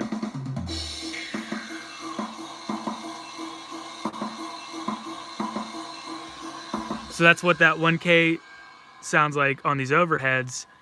If you think, if you play like guitar or piano or something like that, and you can hear things in like thirds and octaves and stuff. So like if I hear something and I'm like, oh, like I knew that was around 4K because I know what 1K sounds like. So 2K would be the octave, right? And then 4K would be the octave of that. So 2 octaves up. That's how it kind of started for me. and then you start to get to know what things sound like. Like kick drums, it always depends on the song, but the low like thud that you hear usually in the subwoofer, that's kind of easy because subwoofers are usually 80 hertz and below, but that kick drum is usually going to sit somewhere between like 30 and 80 hertz. Maybe like 7. I don't know. It really does depend on the song, I guess. There's so much stuff out there, but yeah, I just know from kind of doing it.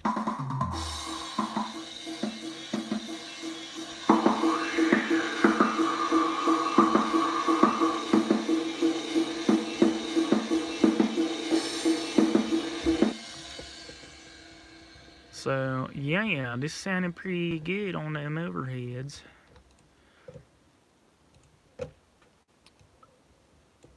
And let's just go through all of them. Why not?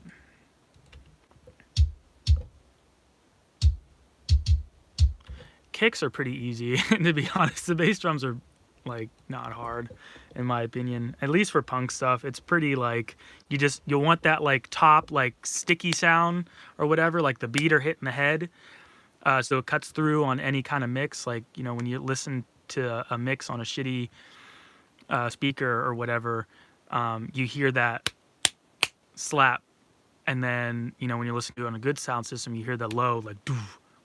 So it's pretty much just those two things, at least with punk music. Let me loop. Toms, I still don't really like my tom sound too much. I always mess with it a lot. That's my floor tom. I kind of do them the same way as my kicks, but I've been trying to... I do that mostly... I was actually going to try something different, not having so much bottom end on my toms this time in this mix. I was going to try that first, see what happens. But I want to get that slap sound, of course, so it cuts through on a mix. And then I was going to try and get more of the tone from the rooms, because I noticed, like, it's kind of funny you mentioned Green Day. I kind of like the way their toms sound a lot on a lot of their records, because there's not really that, like, bottom end on it. It's just tone. And it's, like, kind of a long sustain, but not. I don't know. Do you tend to spend like one whole session on your computer just focusing on drums like you're doing now, or is it usually you'll get through a few instruments in one sitting? So mixing used to take me forever, and it would always sound shitty. I think my mixes are getting better. I think, like, if a radio station asked me for a song, I mean, my stuff's on Spotify and stuff too, which is pretty much radio now. I wouldn't be nervous to give them a mix. Like, I would be like, if what am I trying to say? If someone, like, super professional, I guess that's why I said, like, radio, because a lot of people are going to hear this, right? Like, if they were like, give me your best mix, and I gave them one of my more recent mixes, I would feel pretty confident about it. Like, I don't think I'm like Chris Lord-Alge, which is, he's like a really well-known good mixer, or any of those top guys, but I think I could probably go to the batting cages with them, if that makes sense. I don't think I would come that close to winning, but I think I could still hang for a minute, if that makes sense. So it used to take me a long time, and it would still sound shitty. I've gotten much better at it, and one of the reasons why is because I made my own template. I have a lot of random shit going on here right now because I'm tracking, like recording.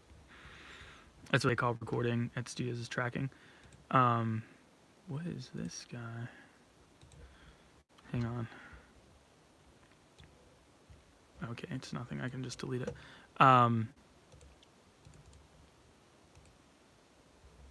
What was I saying? I got distracted by that random track down there. Oh, but now I get through it much faster because I made my own template. Because what I noticed was, as I started to like my mixes more, I noticed I do a lot of the same things. Like, I started to create kind of my own sound. I mean, like I said, there's still tons of things that I'm working on. I'm always trying to learn and all that kind of shit. But like, I always, like, for instance, the kick, I've been satisfied with my kick sound for a little while.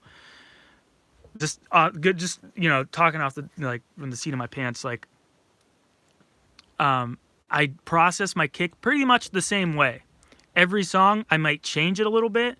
So this is the audio track that my MIDI kick drum will end up on, this one right here that's highlighted.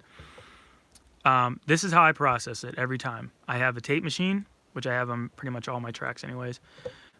Depending on what it is, I set it differently. And this is pretty much how I process it. I like the way it sounds through a distressor, which is a compressor. I might tweak this EQ a little. Well, not might. I usually will. I usually tweak this EQ, and this is kind of like an EQ too. And then this is, I don't know, like an exciter, I guess, for the bottom end. And well, this is just a trimmer to adjust the level in case it gets too hot if I add too much EQ. But I noticed that I was always using these. So unless I'm trying to do something totally different, I just made this my template. And then I don't know why I keep saying template. I know that's not wrong, but I usually say template. And it's weirding me out. Unless I'm trying to do something drastically different, which I do, I go to these. And it's just like I have this. So it's like when I'm recording and I have the idea, I could throw it in there. And I know that I'll have a good, strong baseline of what I'm going for. You know what I mean? It kind of seems like it's cheating. And some people, I've told people this template thing before, and they don't like it. Which I totally get. But again, like I said, I like to do things fast because I like to do the creative stuff more, right? So kick drum, for instance, just to kind of defend my honor or whatever, that gives me a good baseline. And then I can do the more creative stuff later. Like if I want it to sound brighter or boomier or whatever, I can go from my baseline, if that makes sense. That is the more creative, fun stuff to me, and that's what I'd rather do anyways. So I'm cool with that, Tom, I think. Okay, let's check out this ride. Oh, so usually when I mic my kits too, I have mics. I don't always use them, but even when I'm doing the MIDI stuff, I still put them on their own track. I can always take them out. Because in my opinion, it's better to have too much than not enough. Because if you're recording a live drummer, you can't add in a ride mic later. But if you have it and you don't want it, you could take it out. So this would be like just a microphone on a ride cymbal. Now typically too, obviously, if this was live drums, you would hear mostly the ride on this microphone, but the rest of the drums would bleed through. I didn't do that just because it makes my life a little easier, and I think it sounds fine, but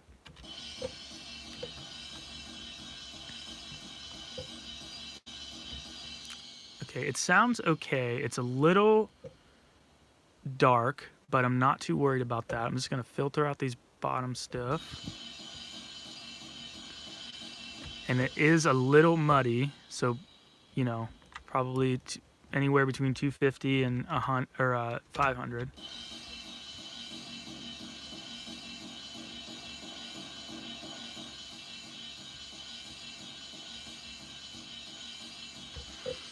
So I think that's it.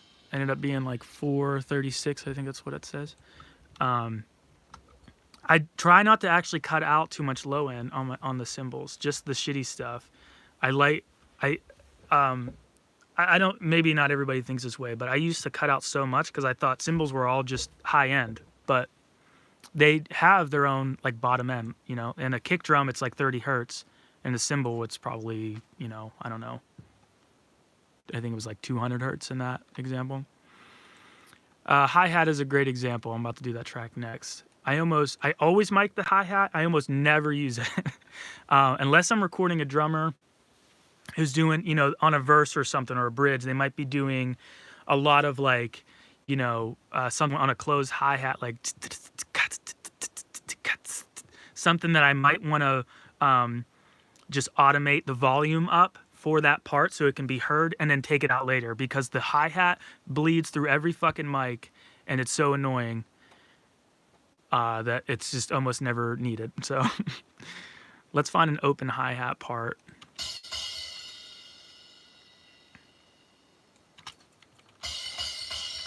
Okay, so I hear a lot of like whooshy garbage in there.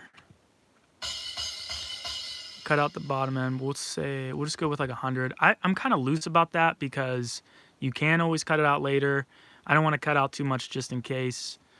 And you'll develop your own thing. You know what I mean? Like, you know, there's some things that I'm saying that you probably like and you're gonna try out, and that's totally cool. But you'll start learning your own things and your own way of doing things. So right there, it's kind of shitty, so I'm actually just gonna pull this up a little bit, just filter it out. I might just pull this back a little bit. Cool.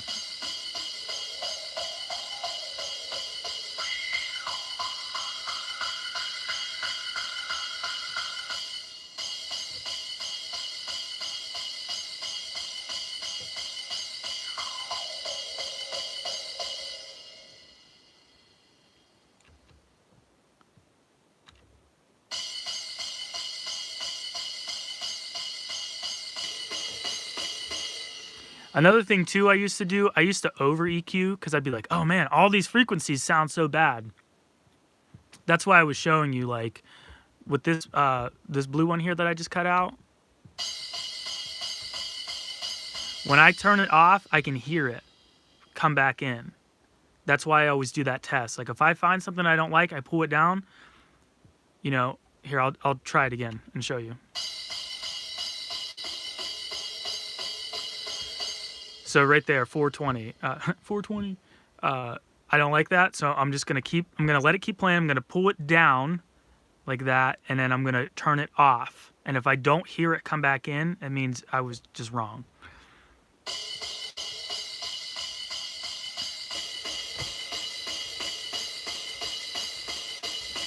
Okay, it's subtle, but it does come back in.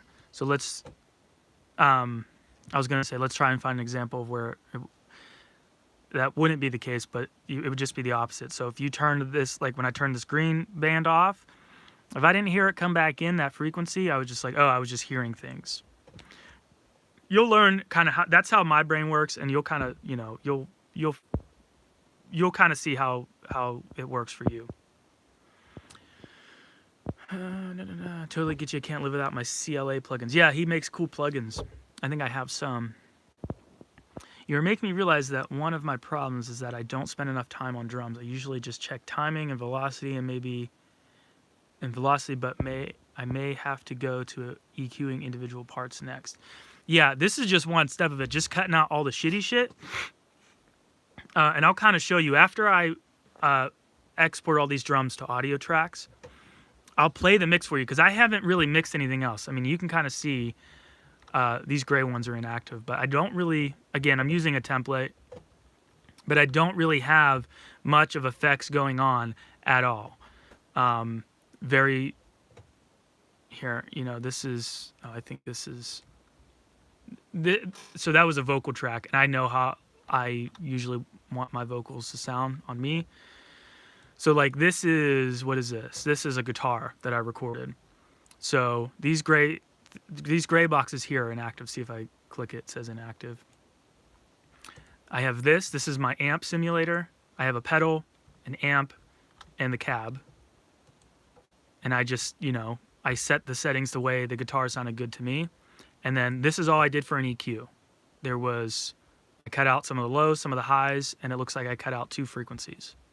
So that's really all I have on like all of these tracks. And some of these, like this is like a reverb, which I bus it to another track. I'll show you that. But after I export these drums, I'll play it for you, and you'll see like the mix isn't that bad. Like it's pretty good. You know, like if this dude that I'm writing this music for, this is for his YouTube channel. I don't know if you were here for that earlier when I was explaining that. If he was like, dude, I need this right now. I don't have, you know, like I need it right now, right this second. I was like, okay.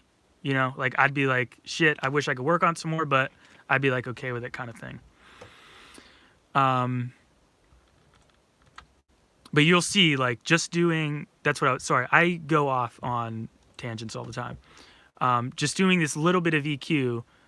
So here I bumped it up a little bit, it looks like, but just doing the subtractive EQ, which is cutting these out, that's called subtractive EQ, just goes a long way because you're cutting out all the shitty frequencies in those different instruments and drums and stuff that by themselves, you'll be like, whoa, this sounds pretty good. You know, so you have a good bass line, if that makes sense.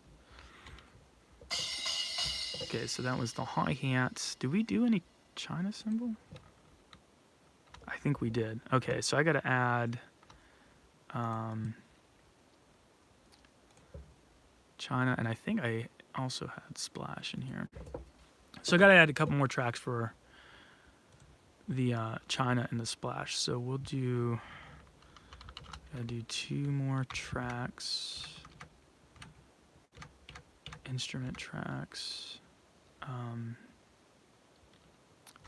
2.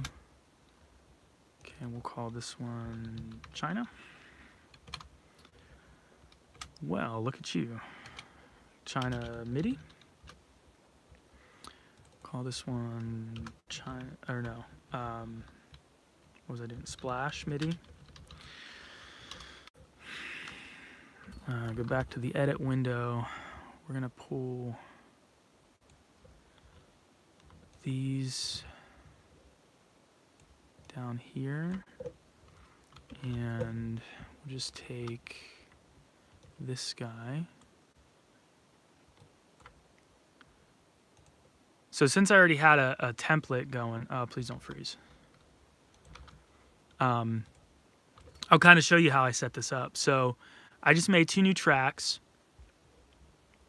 because I have a China cymbal and a splash cymbal that I used in this song. So I made a track here. What was I saying?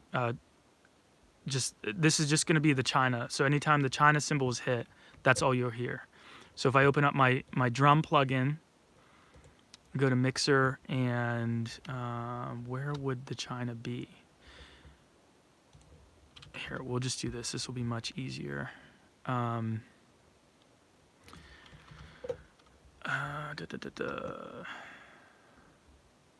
can explain that. Okay, so that's, I already have one for China, so let's just duplicate this. Call this splash.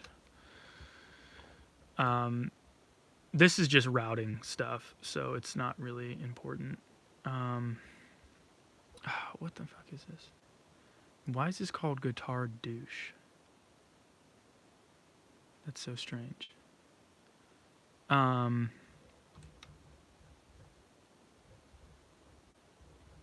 See, my setting, I got to go and fix all my settings because they're all hecked up.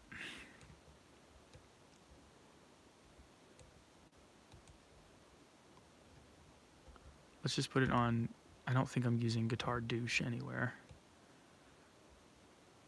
You know what? We're not using this. I don't know. This is lagging. See, I clicked bus 1 and it's there. Now it changed. Okay, so splash, we're gonna output that to, we had that on bus 1. No, we actually need to make this, no, it doesn't need to be stereo, it's mono. And this was going to bus 20. Okay, so anyways, this will just be splash in China. Let's just pan that in the middle so I remember to do it later. Go to the China track, the China MIDI track. And I'm just going to delete all the notes except for the... Just going to delete all of the notes except for the China cymbal, which I know are down here. That's splash. So just China's right there. So everything is deleted, so it looks like I only used the China once. So once it gets to this part, when it's playing, it's just in time. You know what I mean? Like it's right there. That's that China cymbal. So when it gets to this part, this section of the music, and now I'll just do the same thing for the splash. So we know that the splash was down at the bottom. There's the China. There's the splash. Jesus, loaded. Okay. I'm probably gonna have to go eat lunch soon, but I will come back. I don't know if I can like pause a live stream. Okay, so that is everything. So now what I do, I kept saying export. I don't actually export the audio. I just record it within Pro Tools. So please don't freeze. There we go. So see, I have all these record armed, and instead of having the input set to an input on my interface, I just have internal inputs called buses. I don't know if you use buses. They're in Logic. Not everybody knows about them. So I have just the tracks for the MIDI drum soloed, the audio tracks for the drum soloed, and then the audio tracks for the drums record armed. So then all I do, I just set the very end because I want the sustain of any cymbals. So I kind of wait, like, okay. So I stopped hearing the cymbals right about there. So we'll just give a little extra room right there. And I just highlight it, and then I just, boom, hit record.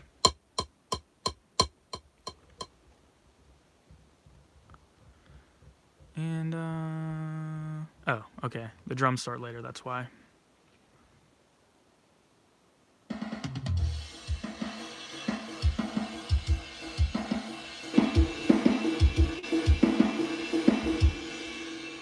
Okay. And this is where I'll set my levels. The levels should be good, but I'm not sure why the snare's sounding that way.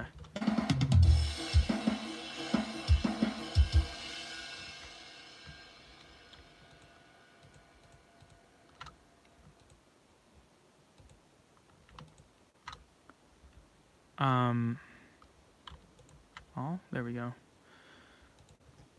I want, yeah, man, sorry. All my settings are freaking messed up. Ah, there we go. See, the volume was low. Another good tip too, kind of off subject.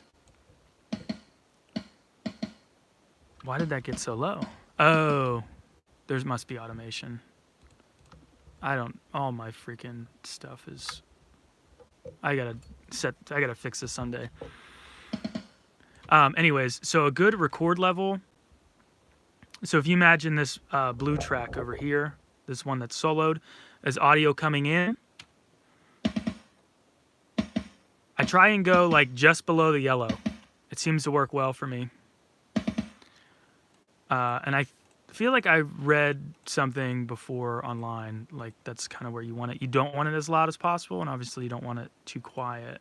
But that's like a good, it's something to do with I think every interface is different, but it has something to do with the way your interface is calibrated.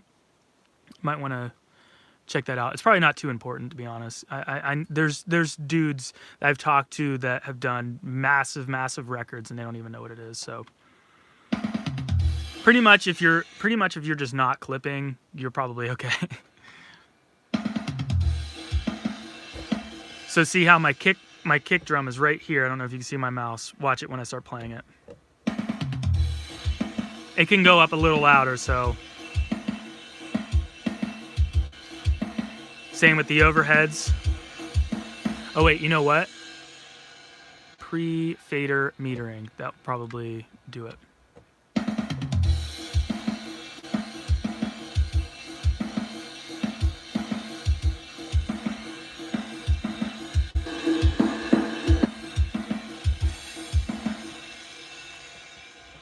Make sure the splash and China are good to go as well.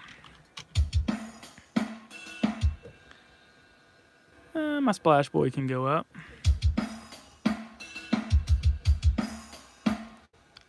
Probably has something to do with the output in Steven Slate, but I don't think it's going to matter by me just turning up the fader, because there might be someone watching who's like, oh, you shouldn't do that, and you're probably right, but.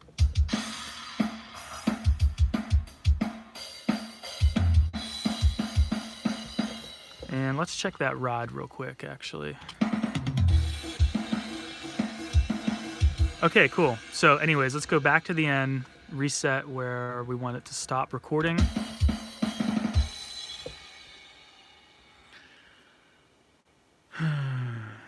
Okay, so I stop hearing it right about there. So we'll just give some extra room. Where I'm highlighting, I can't remember how it works in Logic, but in Pro Tools, where I highlight is where it's going to record. So actually, I forgot the drums don't start till here, so we can just start it there. So to save some time. So.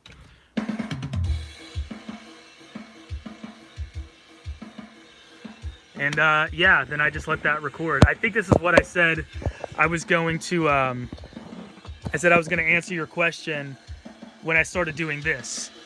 What I just started doing when I was bouncing the tracks is what they call it. Or printing the tracks. Or exporting or whatever. So let me see if you had any other questions, man.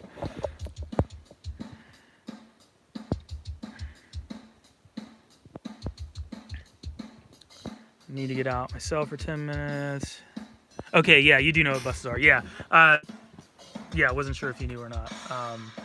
Figured you probably did because you seem like you know what you're talking about, but with stuff. So, I'm just gonna, if you have any other questions, man, let me know. I'm just gonna wait for these to export.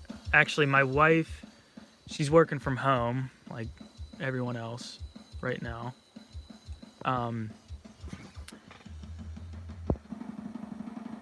She doesn't come down for lunch until noon, so I can wait till then. It doesn't look like I can pause the live stream.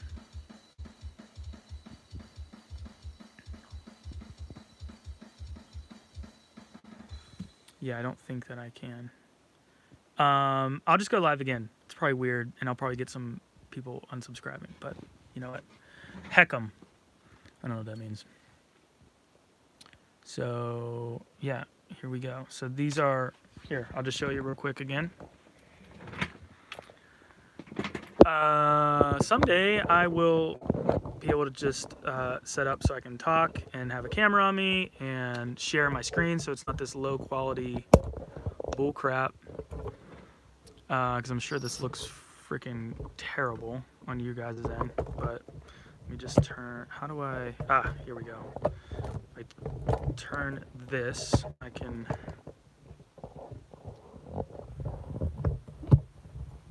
get this a little bit closer and I can reach my keyboard easier.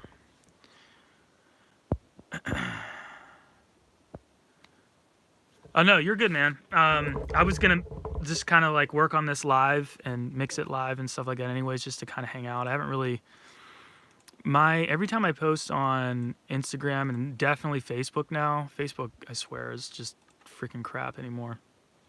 It just, nothing gets in the feed. And I used to talk to so many of you guys, like regularly, and I was streaming all my cover videos not long ago, and someone said, like, whoa, there's a ton of covers I haven't seen.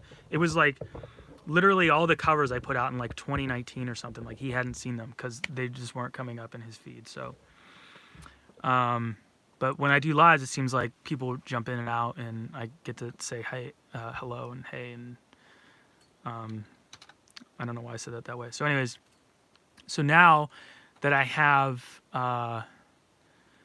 these are all my drums that are printed. So, you know, every time the floor toms hit, that's here. This is exactly how it would look, pretty much exactly how it would look, minus some bleed. How all my drum tracks would look if I was recording live drums. So now I'm just gonna consolidate this so the tracks start at the beginning. And that's a good habit to get into too. To have, like, so when I was recording, see, like, not all these tracks start at the beginning, that's okay. But like if I were, when I'm done, when I'm ready to mix, I'll consolidate all of this. I'll make sure everything is crossfaded anywhere I punched in. Like I punched in here. I didn't punch in these, but I took out, there was breaks where this is guitar. Looks like I started a punch here. I'll make sure everything is crossfaded. So like I didn't do that here. That's so there's no pops and clicks. And then just like I did with the drums, I'll highlight everything, start it, you know, all the way to the beginning, and then consolidate. I'm not going to do it now because I'm not sure if I'm done yet. and to make all my tracks start at 0 seconds, because if I were to send it off to someone else, I can just give it to them, and all they got to do is just throw all the tracks in right at 0, and everything will be lined up. So they can just get right into mixing. Sometimes I'll pull old tracks out and remix them, which I'm going to do. I'm going to do a throwback album. Songs from my old bands. A lot of them I'm going to re-record, but any of the original multi-tracks that I have, I can just throw them right into Pro Tools and start them at 0. I don't have to time align anything. It's all good to go from where I left off. Yeah, so now that I'm done with these drums, I'm going to do I'm going to save another session file. We'll just call this mix 1. And then I can get rid of all these. And the reason why I do that too, so now if I was like, oh, I should have did this snare differently, I can go back and open up that session file where I was just working on all these drums. And then everything's just, good to go. I shouldn't have deleted those. I should have just made them inactive. I wasn't paying attention, but yeah, so I'm going to go, I don't know if you're still here, Dan, but I'm going to go get some lunch, and then after that, I'm going to live stream this again. If you want to come hang out, ask any questions, I will do that. So yeah, see you guys. I will be back. This is really cool. Thanks for hanging out with me, Dan, and asking all the questions. And looks like someone else is here too. Thanks for hanging out. I'll be back.